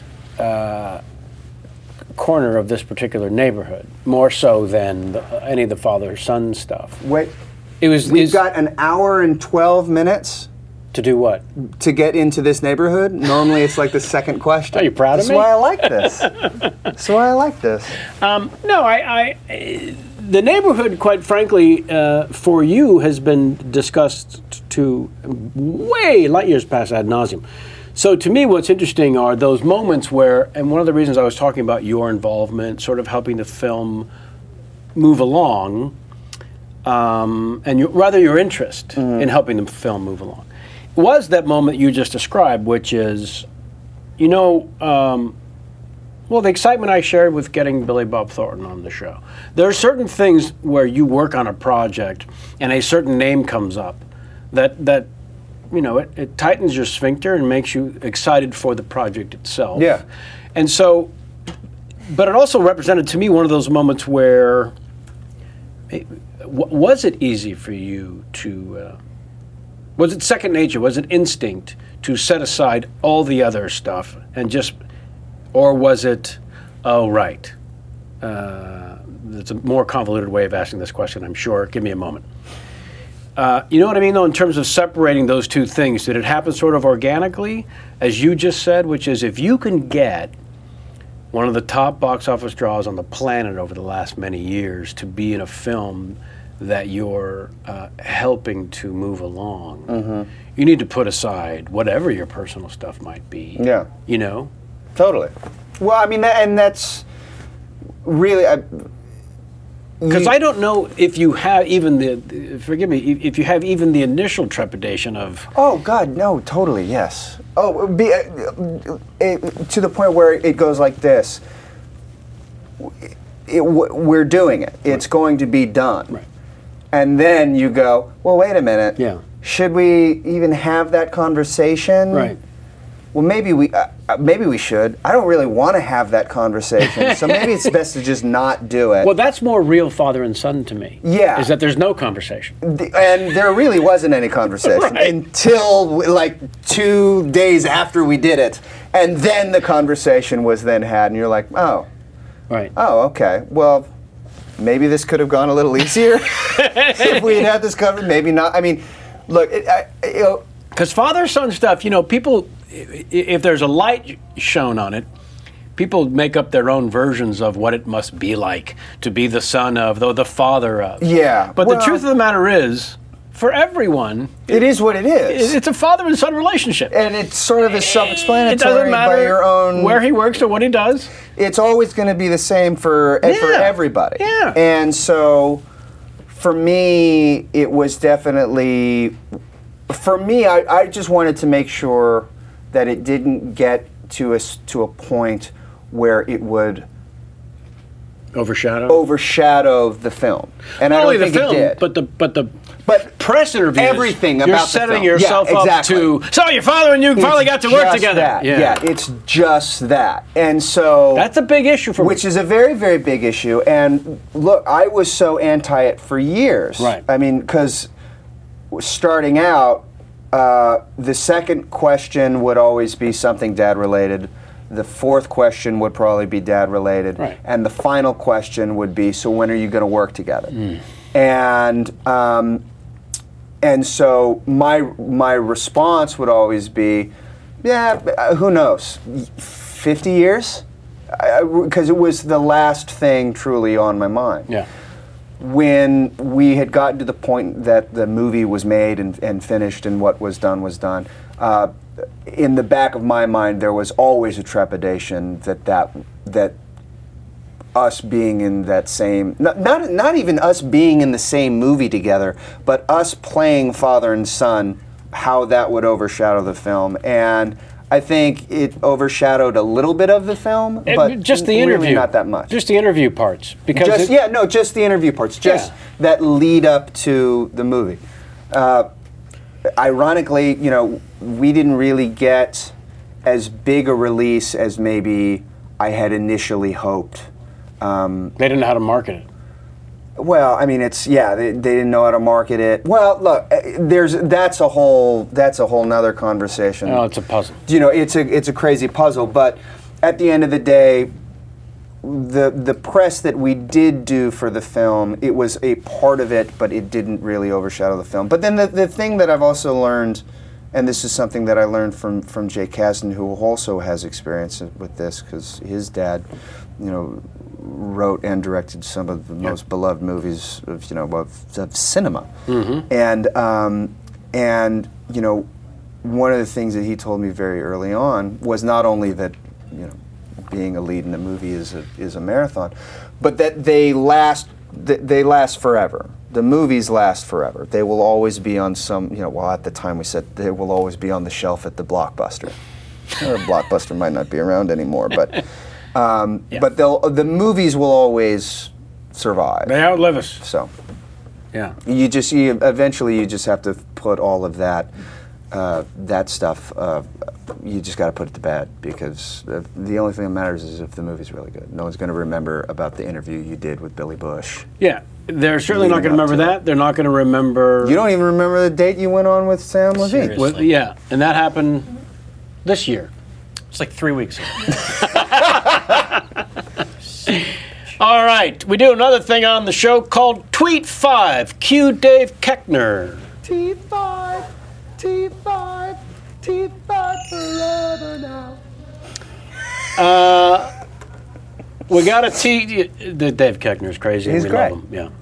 The Tweet 5 is a this or that, Coke or Pepsi type series of questions. No correct answer. Okay. They come often directly to the guest.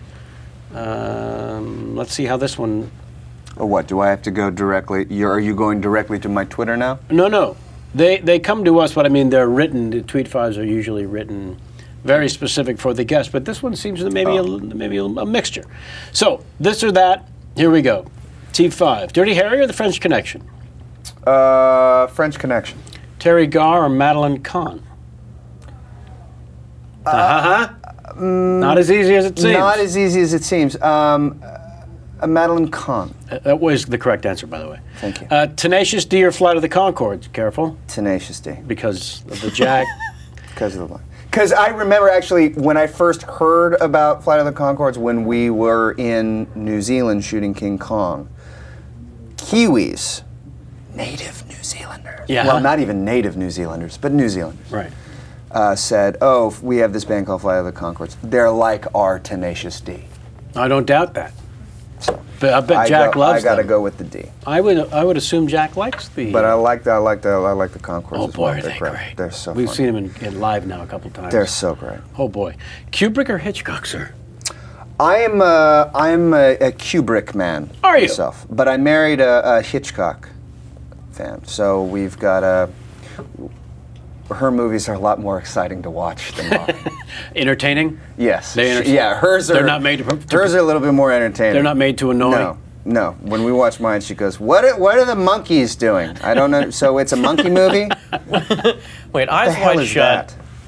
was not. There were no monkeys in that. I don't know what you're talking about. Yeah, but every time I enter my house, I say Fidelio. So it's, you know what I mean. So We have a winner.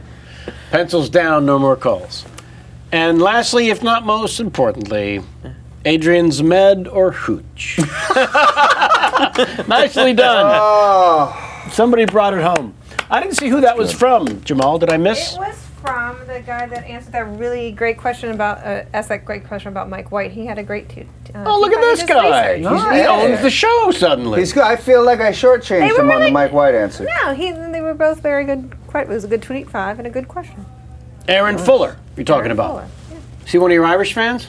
No, Okay. no, their names are Shane and Ben. Jamie has a couple of fans. in Ireland.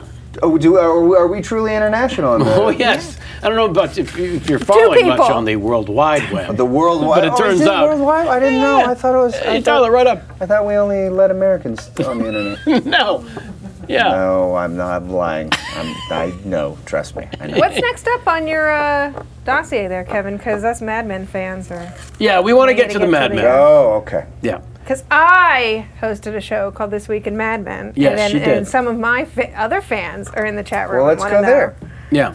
Let's Wanna go to talk that. about Mad Let's Men. go to that neighborhood. I'm glad you suggested it because one of the things I enjoyed about the bit of research on this particular area. Keep Was asking how- keep asking your question. Yeah, please go and do. Help yourself. Watch- Normally, I would fill the cup. Do not go to the wide. Normally, I would fill the cup. In fact, I feel horrible because in the past I have seen that my guests got a little empty on the cup, and I would pour that for you.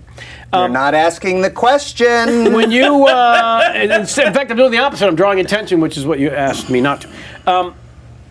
What I liked about this is that you started like the rest of us, which was a fan first and foremost. Yes.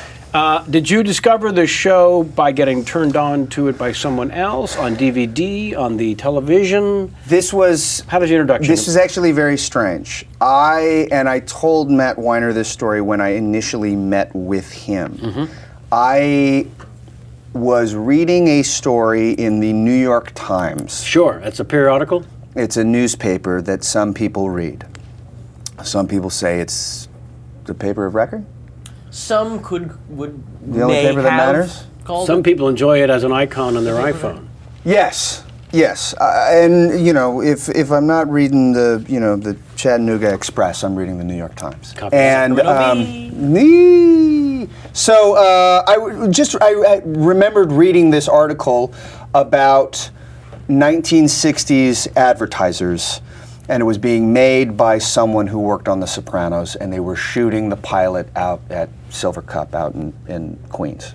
And I remember reading the article going, that sounds like a really fascinating idea for a show. You were living in New York at the time. Living in New York at the time. And I know you're saying that because deep down, you know what I was thinking. How come I didn't go out for that pilot? You're an actor. Because that sounds really interesting. Yeah.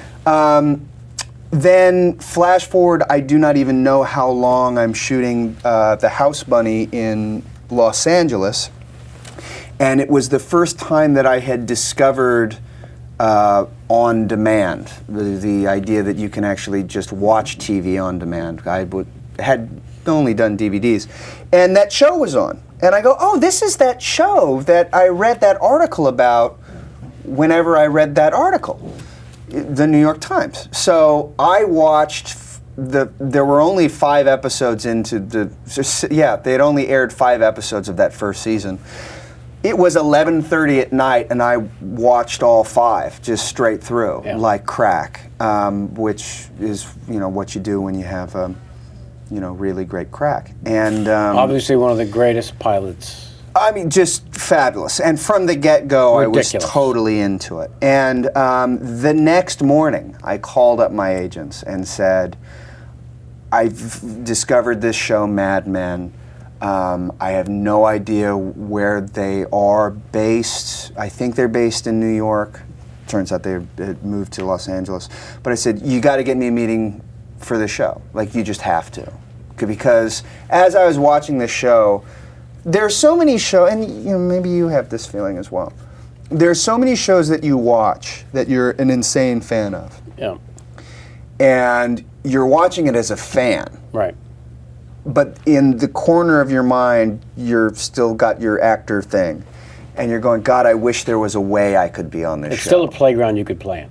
But chances are it's not. Like, when I watch The Sopranos, I'd go, God, I'd love to be on the show. I'm not going to be on The Sopranos. That's not going to happen. I don't look like I could be on The Sopranos. That's kind of how I felt when the Mad Men came on, and I said, there are no Jews in this world. But for me... It turns out they brought one in one episode up from the mailroom. He was a ginger Jew, to boot. A ginger Jew. But for me, I'm watching a bunch of young-looking guys in suits, and I'm going, this is not a stretch just from the look. It's not a stretch. I have a suit. And cut to another year later, they were starting up the second season. And I met with Matt, and we had this conversation. I told him about how I met, how I came to find out about his show. He says, the first thing he says is, what were you doing reading the business section? And I said, what do you mean? He's like, that article was in the business section. I said, well, I'm a reader. I'm sorry. We had just a very nice conversation, and to which I just said, look, I love your show. I think it's great. But we talked a lot about the historical context of the show and why I find that era fascinating and the relationships in that era fascinating. And he said, hey, look, we might have something for you. He almost brought me in on one character that they were auditioning, and then he said, no, wait, I think we have something.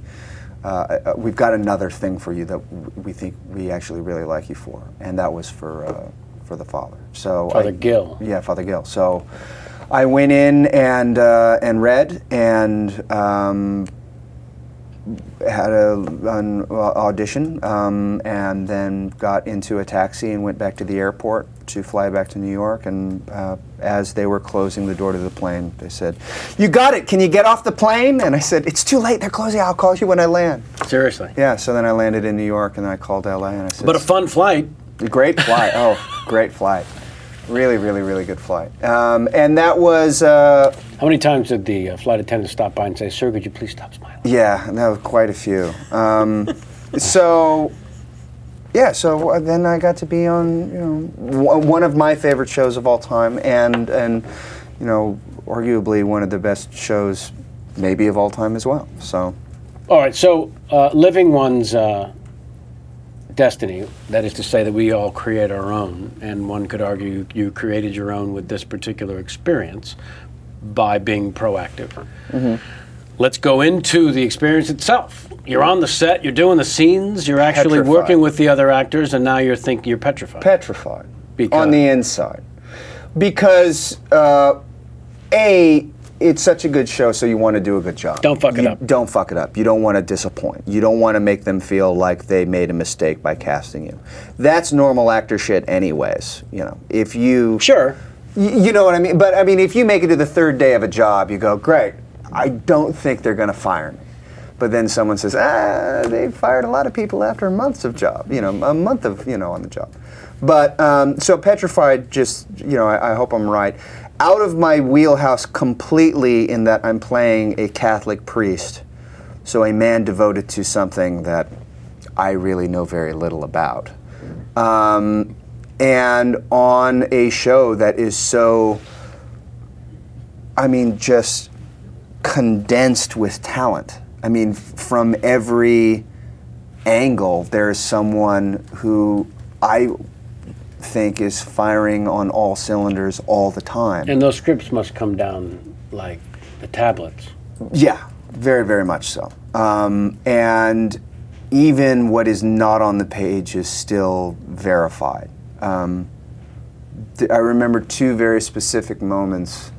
There was one moment where the father is in the car with Peggy, and they're having a conversation, and sort of getting the vibe that everything kind of needs to be run by Matt beforehand. I said, well, what if we do this thing where he crosses over her in the car to open the door for her? And I said, maybe. Well, why don't you just let her get out and maybe we'll do another take? And to which that means, no, we're not going to do that. The next take, someone comes up and he says, yeah, Matt doesn't want you to do that. He's not on set, so someone called him to ask him, hey, can you do... Is that sort of respect and reverence to his baby? Yes, yeah. And then... You'd rather hear that, though. Yeah, no, I would rather hear that than to be placated and say, yeah, no, that's great, we'll do that in the next one. Yeah. Cut, print, perfect, let's move on. But then even something as simple, something as simple as that is one thing. There was another thing that was actually kind of mind-blowing when he's playing the guitar at the end of one of the episodes. I had sort of said passingly to Robin Veith, who's one of the writers of that show and has become a very good friend. I had said, that I had watched a lot of tape of Bob Dylan playing, and he had a very particular style in which he strummed his guitar. And I said that I had sort of fashioned that same sort of way. It is the most minute detail. And it meant something to you. But it meant something to me, and a lot of times you find out the stuff that means a lot of stuff to you will mean nothing to anybody else, but if it means something to you, just do it. And I had just sort of mentioned it in passing. And then she called Ben Nix, and then she came to me like 2 takes later. She said, Matt thought that was a really cool idea. That was just really great that you did that. So everything is very much, everyone is very good at what they do, but it all still comes down to one man's vision. And so you just hope that he's happy. Yeah. And that was really the main thing is, geekdom and fandom aside, you just got to be... Jamie does host a show on the thisweekend.com network called This Week in Mad Men. Of course, they're on hiatus at present. Not right now, yeah. Are there Mad Men involved questions? Who wants to know? That are there were brewing? just a couple of the people that tuned in for that podcast came to this one because they knew Colin was going to be on, and they just wanted. There was no specific questions. They all left because we were talking about sports. Almost. That's why I had to bring it back. They hung in there, and it was wonderful of you. I wish. The really funny thing about the Mad Men, though, is I've never gotten more phone calls from people within the industry because everyone in the industry really, loves that show. So I was getting phone calls from people I was getting people from phone calls. I'm like, I don't remember giving you my number, but apparently I did. Right. Why are you calling me, Sean? Yeah, and every single one of them instantly just went, are you gonna fuck that girl? Like, what's the deal? Are you gonna fuck her? And it was the most uncomfortable thing you could possibly imagine. It's just like, is everyone going to that right away? Everyone's going, the father's gonna fuck that chick, I know it. That's what Elaine keeps screaming. Elaine's like, he should have put the moves on paper. Exactly. Everyone thinks that the father should have... He took an oath. He took an oath. Have they no respect for the cloth? Not only that, everything about the show is brilliant, and I felt the way that was handled was on par with the brilliance of the rest of the show, which is that wasn't what the relationship was about. She had no guidance whatsoever in her life. The funny thing is the amount of times that I heard that. Eventually I got to the point where I was, no, he was actually trying to get into her soul.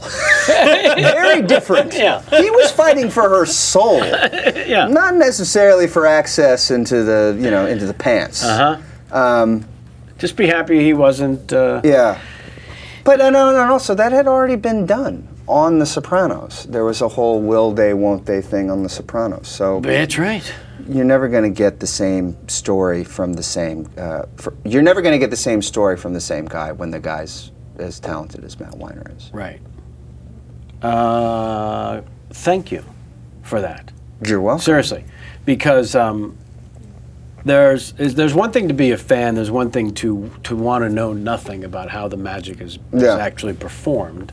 But there's a lot of people who are much more sincere in their fanship in terms of their curiosity about how is the ship built before it is put in the water. For me personally, it was quite honestly the thing I needed more than anything at that particular point in my working career.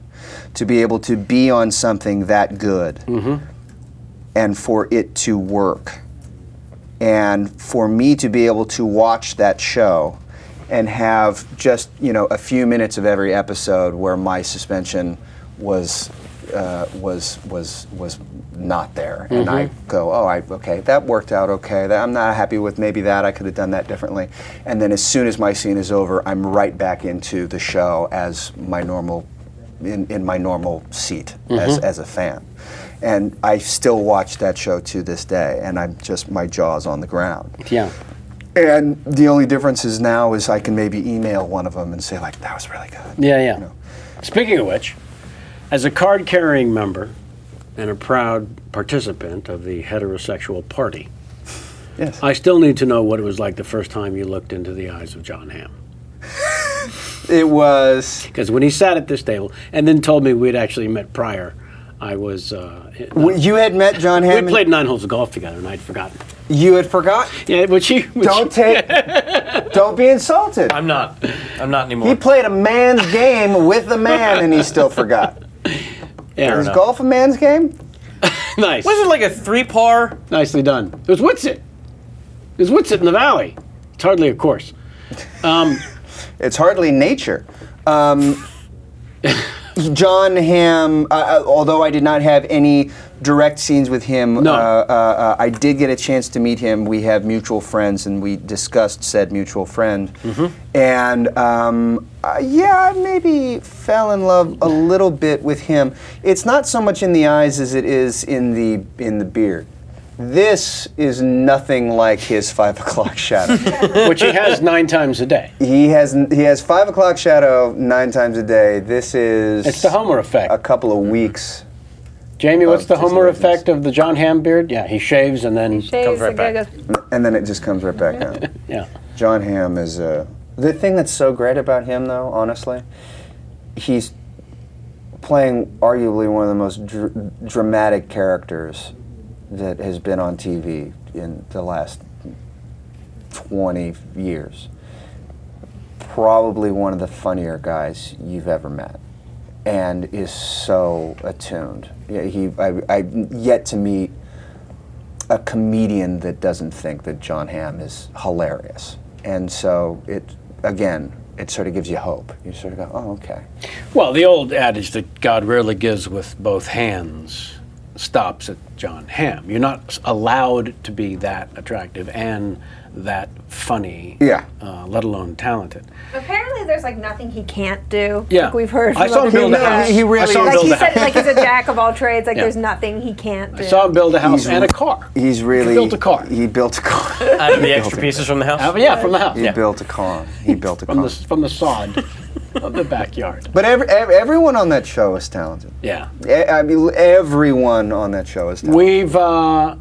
We've had several male cast members. We've had the John Hamm, the John Slattery, the Michael Gladys, and the Rich Summer. And Robert Morse. And Robert Morse. Yes. Scant 4 weeks ago, I want to say. But no. Allison Brie has now agreed to come on. I saw that. I saw that she had agreed to come on the show. What do you mean by that? No, I saw. Didn't you was a announce? tweet? No, didn't you announce that she was going to come on? Oh, I said on the show during the Bradley Whitford episode that you might have been watching? I think so. Yes. Okay. Yeah. But we've been after the Christina. My God, Lizzie Moss. We tried so hard to get them. I'm waving at Christina Pennant. Yeah, they've all said yes, of course, and then who can find a date? They like sun on their Sundays. They like They like being to see the outside. sun. They like being outside on What's Sunday. better than Santa Monica?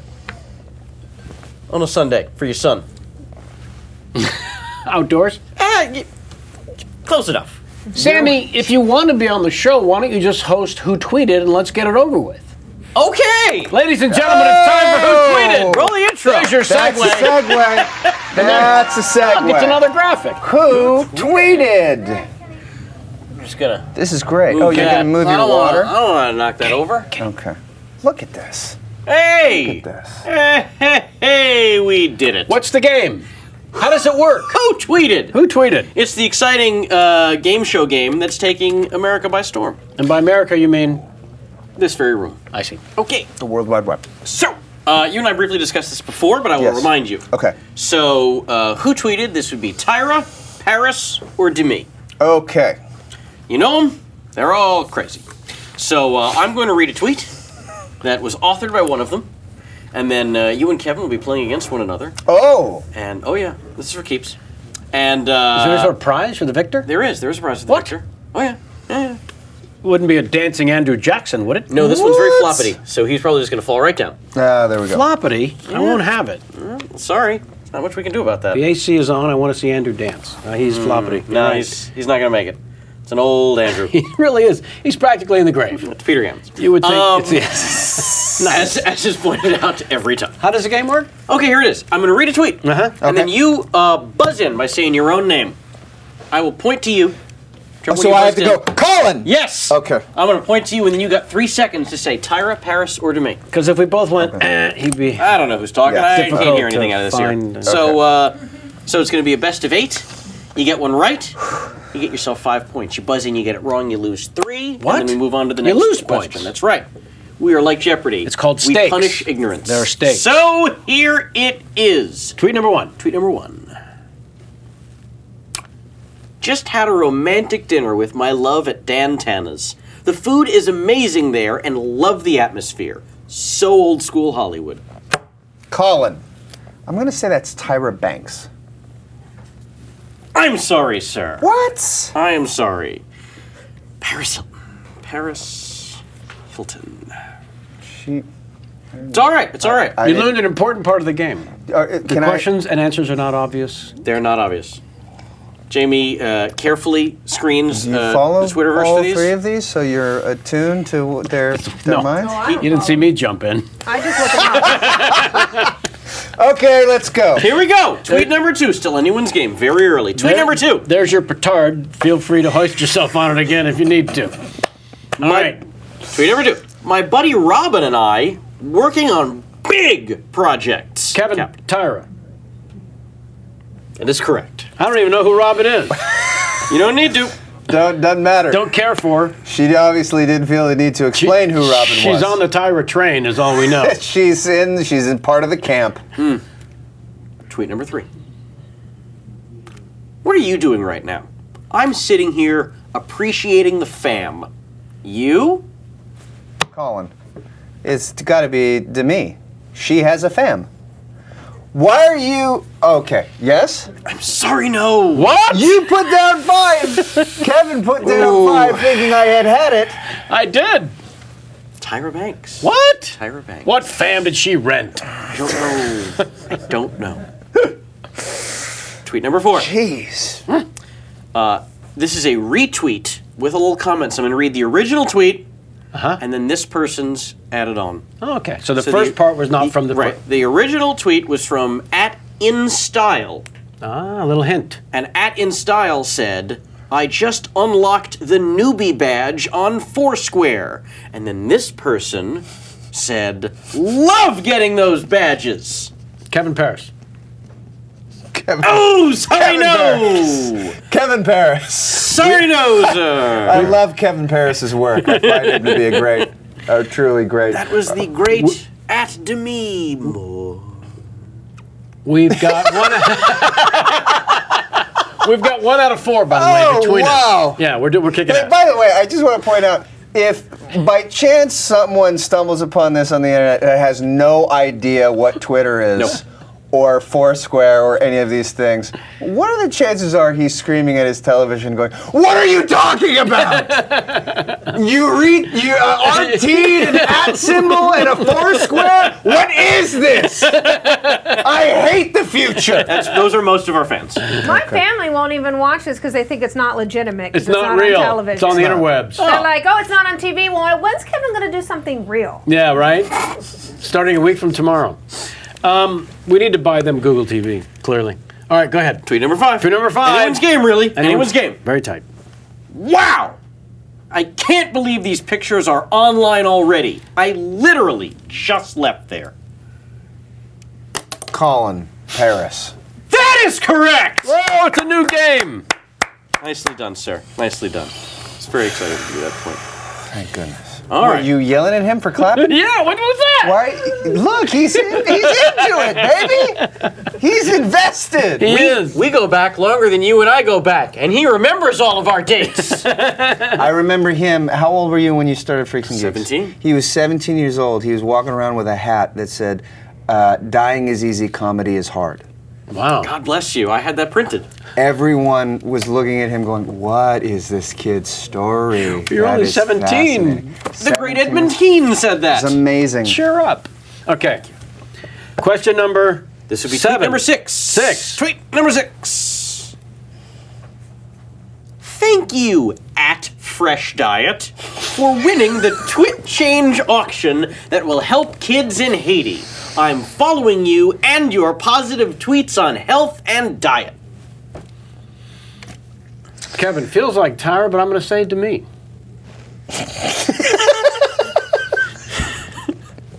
That is correct. No! Oh! Oh boy. All right. If ever there's a time where I really wish you did that thing you did in that movie that one time where you just spout out the wrong answers all the time. Oh! That would be It really She's All worked. That, the Freddie Prinze Jr. movie Would where really he gets work. all the wrong questions. I improvised those Who is answers, I'll have you know. Hewlett-Packard? Who was President Rushmore? President Hewlett-Packard was my favorite. Who was One of Hewlett-Packard? Who my invented the fav- printing press? Who is Hewlett-Packard? I absolutely love it. And I knew the movie. I just wanted to always just say that thing that you did. look with the at thing you. you do. Truly one of my favorite. Thanks. This is one of my favorite bits. I love when that bit is enjoyed because I improvised it. It was great. Thank you. All right, back to Those the always game. being the best. All right. Now you can have the 20 no matter what. Because he said nice things. Put it in his pocket. Put it in your pocket. Here we go. It's on video. Tweet number 7. I wish there was a way to retweet everybody. Twitterland needs to figure out that function. But then you would be beyond spammed, huh? Did you add the I add nothing to these. Colin, Tyra. We got ourselves a game! Nice. It all comes down Wow. to the 8th and final question. Love it when it comes down to the wire. Hell, we could have a potential tie if you ring in and get this one wrong.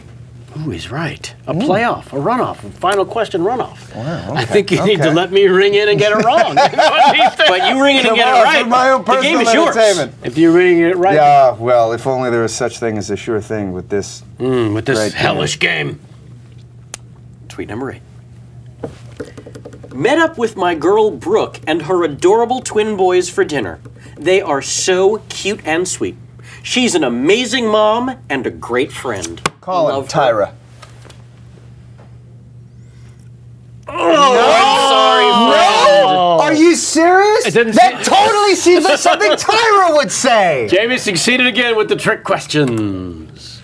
These are all real. These are all treated by these people, but it never sounds like them. I would have said, Tyra, 10 out of 10 times.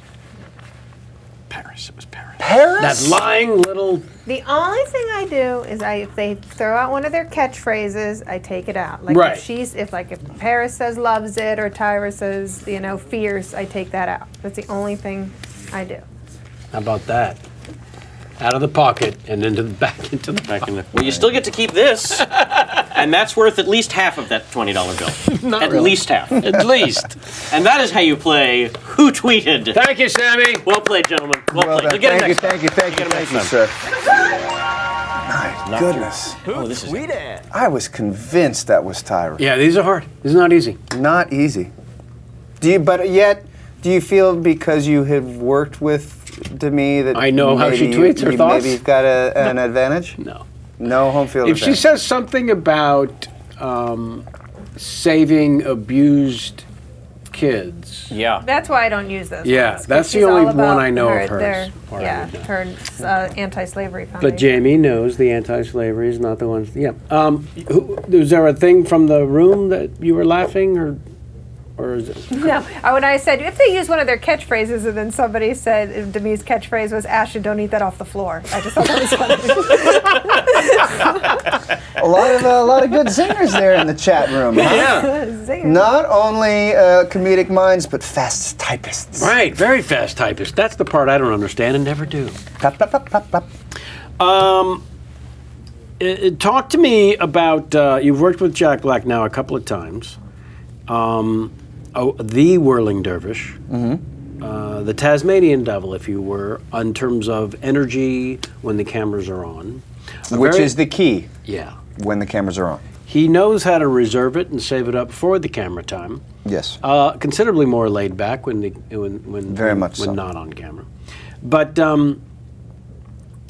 you guys seem to have a pretty great chemistry together. What is that just happenstance, or do you think developing some sort of kinship while you're working helps? I don't quite know what it is. As all things with Jack, it's kind of hard to explain. You don't Right. really quite know. I think I love Jack. He's I love him as a person. I think he's a very sweet man. And there was another scenario. I was a huge Tenacious D fan, a huge Tenacious D fan, and then found out that Long before you met. long before I met him, yeah, and then found out that we were going to be working together, and it was just the coolest news on the face of the planet at that stage. I mean, it was just, I couldn't believe my luck. And luckily, at no point was he scared by my psycho fan antics. He wasn't. No, he was not. You knew a little too much, I'm guessing. I probably knew a little too much. I probably came at him super hard. I think Orange County was still very early on in his career, so it wasn't necessarily a big it might not have been as unnerving. Jack's a very creative, very fun guy, but he's also, and I mean this in the best possible way, he's also very different. He's just he's wired differently than most people. Absolutely. As comedians are. Yeah. And we had just enough of the same wiring, I think, that we could get along very well. And so even my psycho fan weirdness didn't seem to be too much, because we still had a lot of stuff. We like to talk about music, we like to talk about different comedy stuff, But then also I wasn't trying to be his best friend at every single waking moment. He went and did Shallow Hal right after Orange County. And I remember when he came back from that, even though that was released before Orange County, when he came back from that, he's all like, man, that thing you said about the marathon was right. I'd never been in every scene before. He'd never carried a movie before that. I think it's very different now. Yeah. I think now. Well, by the time you worked with him again on King Kong. Because at that time, by that time, one of the first things I said to him is, "So does it hurt your back when you sleep on a bed of money? Because that must be amazing." And I remember the guys who produced Orange County helped come up with School of Rock, and I remember hearing the first, we're thinking about doing this thing with Jack where he's like a substitute teacher with kids and there's music involved. I said, that's a genius idea. And then that ended up being like, the thing that made Jack effing Black. He's a sweetheart of a man. He's very shy. He's very quiet. Yeah. You almost want to protect him a lot of the times. And now he's got two wonderful kids and a very lovely wife. And when I see them, I say hello and I give them a hug and I check in and that's sort of it. Yeah. Well, people don't understand, but when you share, as I call it, a foxhole, working on a project, and you're spending more time with the people on the project than you do in your regular life or your family life, you develop a bond that lasts for a lifetime. But it doesn't necessarily mean that you're going to stay. It's never the same again. Well, certainly never the same again, because the sex stops. But it's that same thing of, when you, I know exactly what you're talking about. Yeah. And when that job is over, the dynamic in your relationship completely changes. Yeah, and I think that's why the explanation for the foxhole scenario is because it really was of the moment. Yeah. And so it just becomes revisited thereafter. But there's this connection that you just take with you for life. It doesn't matter. Yeah, but I mean, to get to do that again with Jack, that was really... That's what I was getting. Yeah, that was really very cool because, I mean, Orange County was one thing. That was shot in L.A. and was my first big thing and not Jack's first big thing, but, he was on his path. Yeah. To then be cast by Peter Jackson in King Kong down in New Zealand for 10 months, that's a big thing. And the experience that all of us had on that movie was incredible. Yeah, no, the away from home aspect. The summer camp. I call it the summer camp. Yeah. That there's a group that are all away from home. Yeah. There's all the Kiwis that are in Peter Jackson's camp who live there. And that's why you can't get him out of there. He's built himself And that's why he should never leave. Yeah. And then there's the rest of you that are on location. Yeah, and with your per diem. And we had even said at the end, he had even said, and this is, we don't have many sort of very deeply personal conversations, but at the end he did say, the other one was fun, but this one was like a real experience. And I go, yeah, I'm glad we did it. Yeah. And then I've talked to him like maybe 3 times since then. Well, further proof of life, of returning to life. True. I mean, that's one of the things about the bond that's created, which is you're playing hooky together. Yeah. From life. Oh, totally. Yeah. Completely. But I love him, and anytime he ever wants to do anything, I will be there. I will be there with bells on. And when I say bells on, I will have Richard Belzer on my back. It's funny that you say the first part of that, as funny as the bells comment was, because we have this clip of Jack saying not the nicest things in the world about you. I'm ready. Let's roll that. Totally made that up. Let me ask you. Rotman's over there like, wait, do we have this clip? Oh, shit! What clip? You didn't fucking tell me. I like that. I was intrigued. The amount of research that you seem to enjoy doing, as opposed to there's homework that comes with every job. The G-Men you hung with in Portland for Untraceable, for example, and the images that are now embedded in your memory banks. Are you? Were we going to end the comedy podcast with that? Oh no. Okay.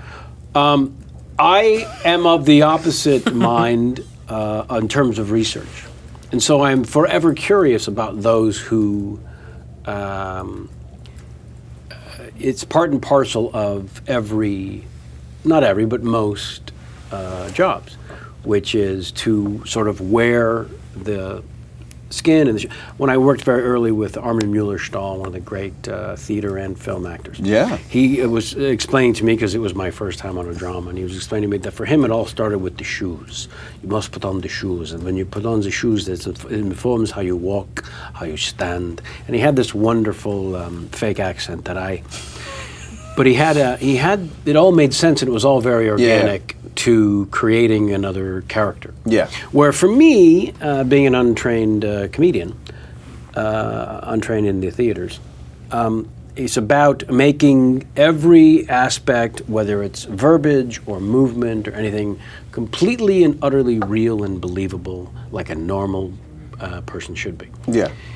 Rather than driving around with cops so I know what it feels like, to me, there's a sense of, this isn't about how to be a cop. It's a guy. First and foremost, it's this guy with the family and the thing.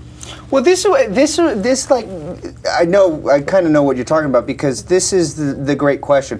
What is the research that you do? Yeah.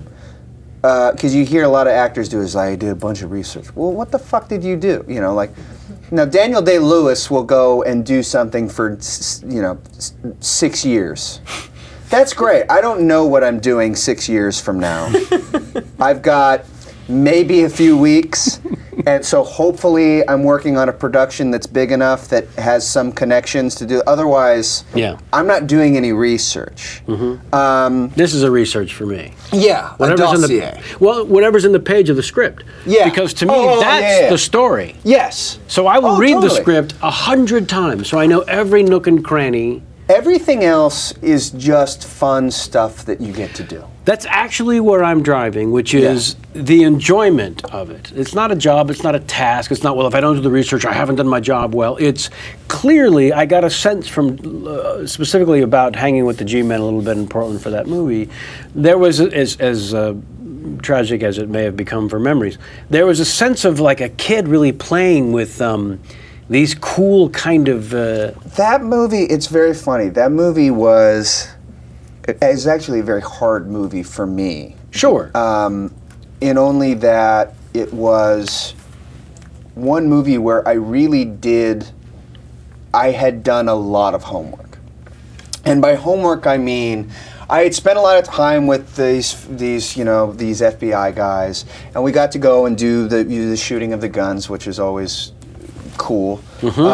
And because it dealt with cyber crimes, we talked with these people who dealt with cyber crimes and busted, pedophiliacs and stuff like that. So, there was a lot of stuff there that was all very interesting and a fun aspect of my job. Yes.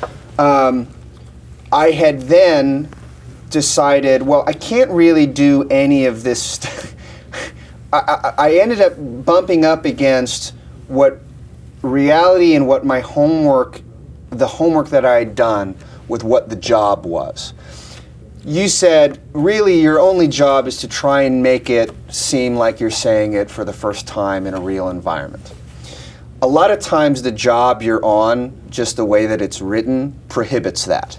Or the story that you're telling prohibits that. And I'm not putting that movie down. I'm actually very, very proud of that movie. I'm proud of everyone that I worked with on that movie. I thought everyone did a very, very, very good job. But Except for that one guy. Except for that one guy.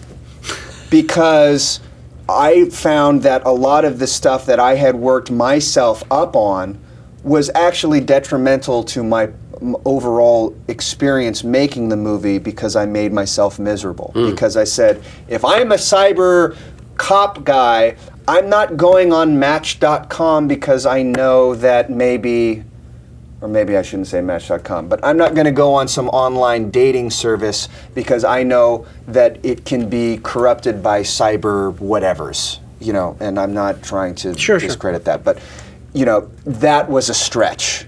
And that's when I went, oh, okay, the story that I'm trying to tell does not warrant the insane, truthful aspect that I'm trying to bring to it, the hyper-vigilant truth to it. Sometimes you just have to service the job, not service truth. And truth was getting in the way of me doing my job. Even little things that I had come up with, stupid actor things that are very shoe-like, where it's like, he deals with such dirty stuff, he should have... This is an actor with too much time on his hands.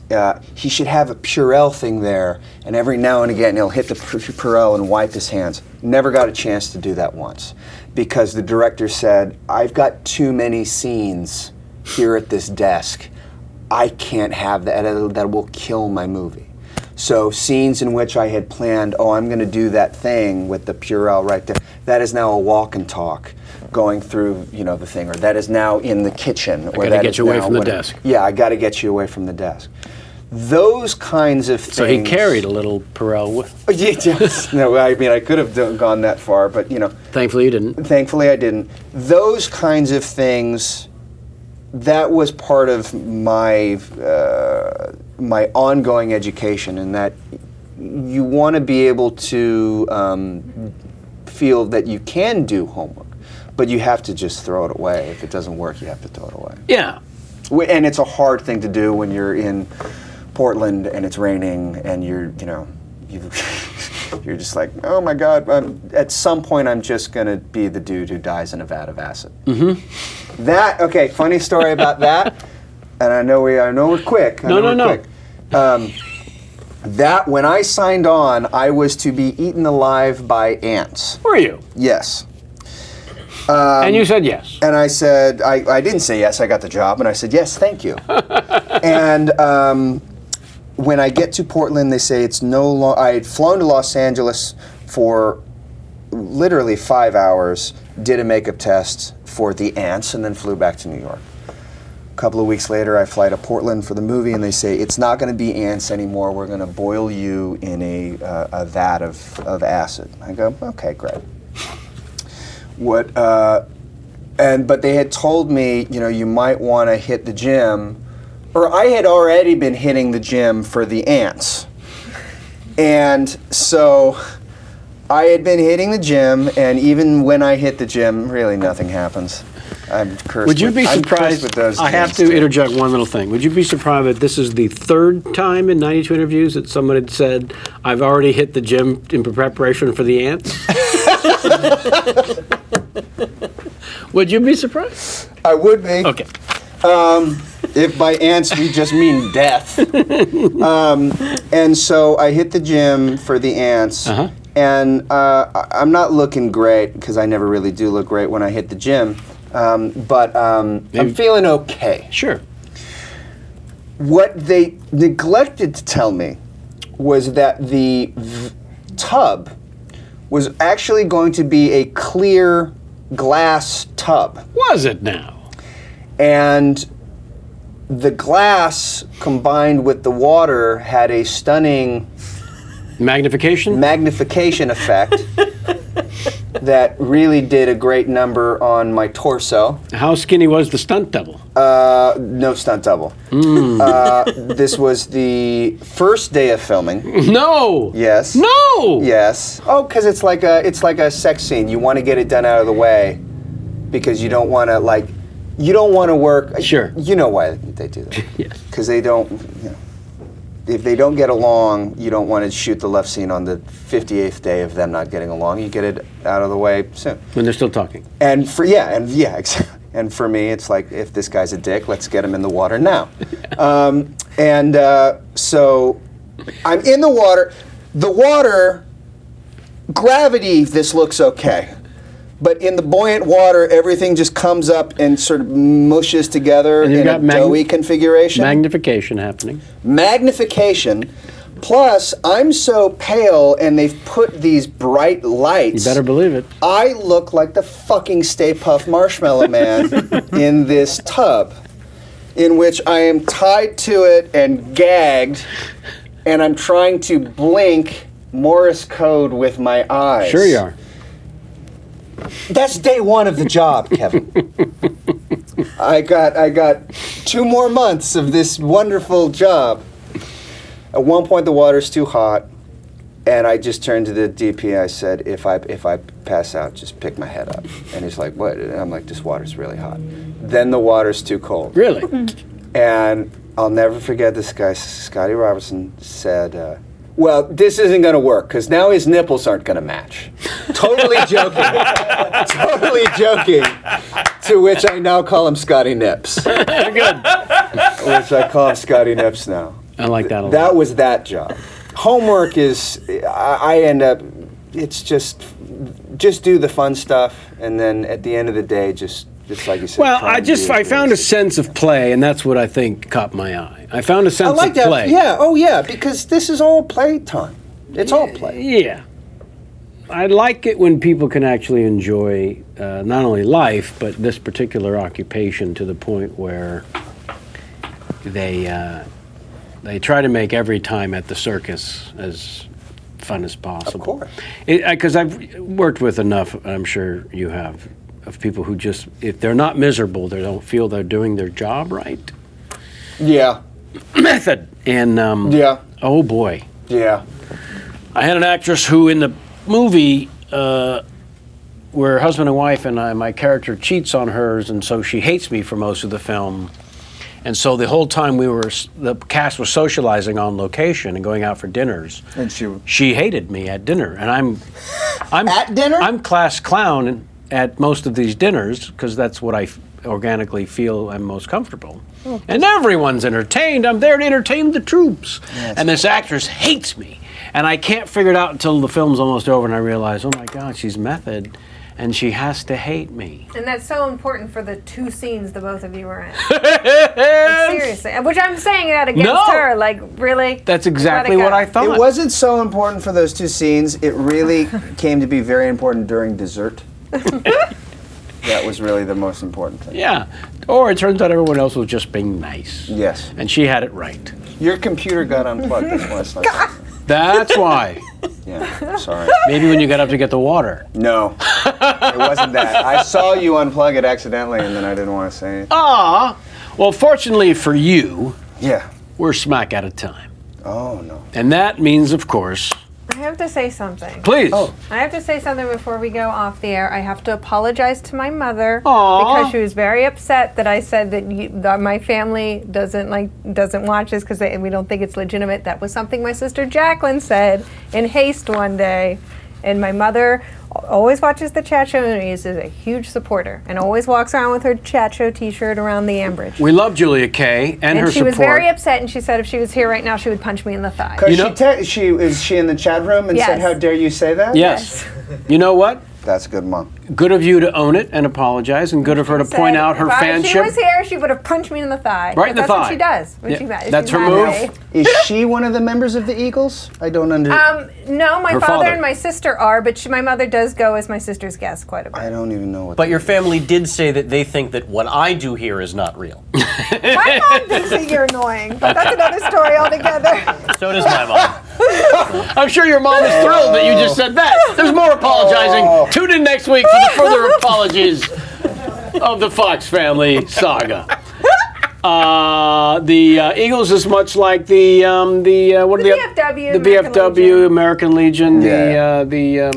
not the guys with the go-karts. fezzes or The go-karts. Shriners. Shriners to block. Shriners to block. I've put off you having to do the Larry King game as long as possible. That's okay. I believe you are somewhat now informed, and much like you've proven in life, I'm gonna go. you can handle it all. I'm gonna have it. I got to admit, I came with an idea. It was kind of used a little bit in the one that was Really? a little bit. What are the chances? Similar. Okay. In, Barbie Benton? in the The humor. grotto? Scatological. They should all be scatological. Yes. Yeah. And in order to fully understand this, I am working off. I saw him at a Dodger game. And so As often the have. thing that I will reference in my bits, Sure. you must know that I have seen him in said thing. Milieu. Yes. And I will also assume his position. Please, there's your camera. When you're ready, Which is look into your position. lens as opposed to the Okay. monitor. Fire when ready. Okay. Can I do a segue in? Any which way, baby. Okay. It's all your time. That's a very interesting story. I didn't know that. Up next, the bowel movement that's in my Ed Hardy pants.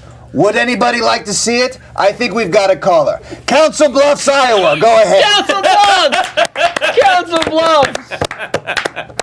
Oh, that's a first. Fantastic. Thank you. Deep and way out of here. He does wear Ed Hardy pants. He wears bedazzled Ed Hardy jeans At the Dodger game. at the Dodger games. And with those pterodactyl shoulders, it really is a very was bizarre. absolutely amazing. Have you seen his kids be obnoxious? One Or of his them was son? there. One of them was there. His Well, because that's the conversation. It's three things. Holy shit! It's Larry. It's Larry King. He looks old. Holy shit! Is that his kid? Holy shit! What is he doing wearing Ed Hardy jeans? That is the bedazzled, no less. Bedazzled. Those are the three things. I can't thank you enough. Thank you for having me. Every square inch of it. Thank you very, very much. Continued success. Thank Please, we'll be watching. I hope so. Dossier or not. Dossier or not, we Dossier will or be not. watching. Yeah, honest to goodness. Thanks very much. Thank you very much. Been a for having fan me. for a while. Oh, thank you. Same And here. we'll continue to celebrate the good stuff. Yes. All right, sit there uncomfortably as I wrap things up. Yes. For just a few more seconds. Quietly, I'll be quiet. There's a moment in the show as we come to a close each and every damn week that I wonder. You know, it's been a couple hours. Our guest has been kind enough to share some insights to their travels in life and work. What the crew's been up to. Every now and then we'll hear them laugh from the other room, but I know they're not just out there being entertained. They're working. So I wish sometimes there were a camera on the crew to capture what it was they'd been up to for the last 2 hours and 15 minutes and 48 seconds. No sound. Oh, well, look what I'm working on. Okay, well, here. Oh, it's Christmas time. You got to wrap the gifts. Oh, scissors. Wait, my finger's down there. Maybe He's not paying attention. Oh, he's not paying attention. He's on his phone, and she's doing kind of an Edward Scissorhand. Look at that. It came out perfect. But the... Oh, no! Oh! No! And there goes Emily to get... There goes J-Mac. He didn't even... Once again, J-Mac is hurt in a crew gag. He didn't even feel it. Wait, he didn't feel it happening. He was on his phone. Full of Novocaine. His hand must have been full of Novocaine. Had been all boozed up. He was on the bourbon again. He's been hitting the bourbon. He was on the bourbon. That's why we don't have any more Crystal Head vodka. Also, it's all inside of his belly. He's become Kenny. He's Kenny he's our South Park Kenny. I thought we had a Kenny, and now we know. You killed Kenny again, you son of a bitch, you bastards. Tune in next week when Andy Richter will be here. Check the calendar for upcoming shows featuring some of the guests we mentioned at the top. Your Farrelly brothers, your Lisa Kudrow, Nathan Fillion. Nathan Fillion, very excited. I hate to forget anybody, so just go to the thing and look for yourselves. KevinPollock'sChatShow.com is where you'll see the full schedule and interactive games to be played, such as Who Tweeted. You could even play that there if you want. There's all kinds of stuff, and we love hearing from you, so please don't forget to write to us and tell us what your thoughts are and any questions you may have for myself or any of the crew who are still with us. Write to contact@KevinPollock'sChatShow.com. Until next week, and the weeks to come, and as always, get out of my face.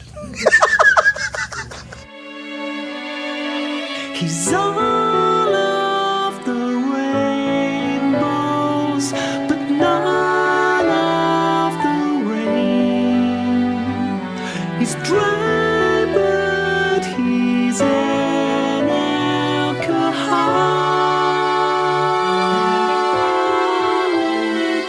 He's hosting this train wreck again and again, and he wears a hat. He's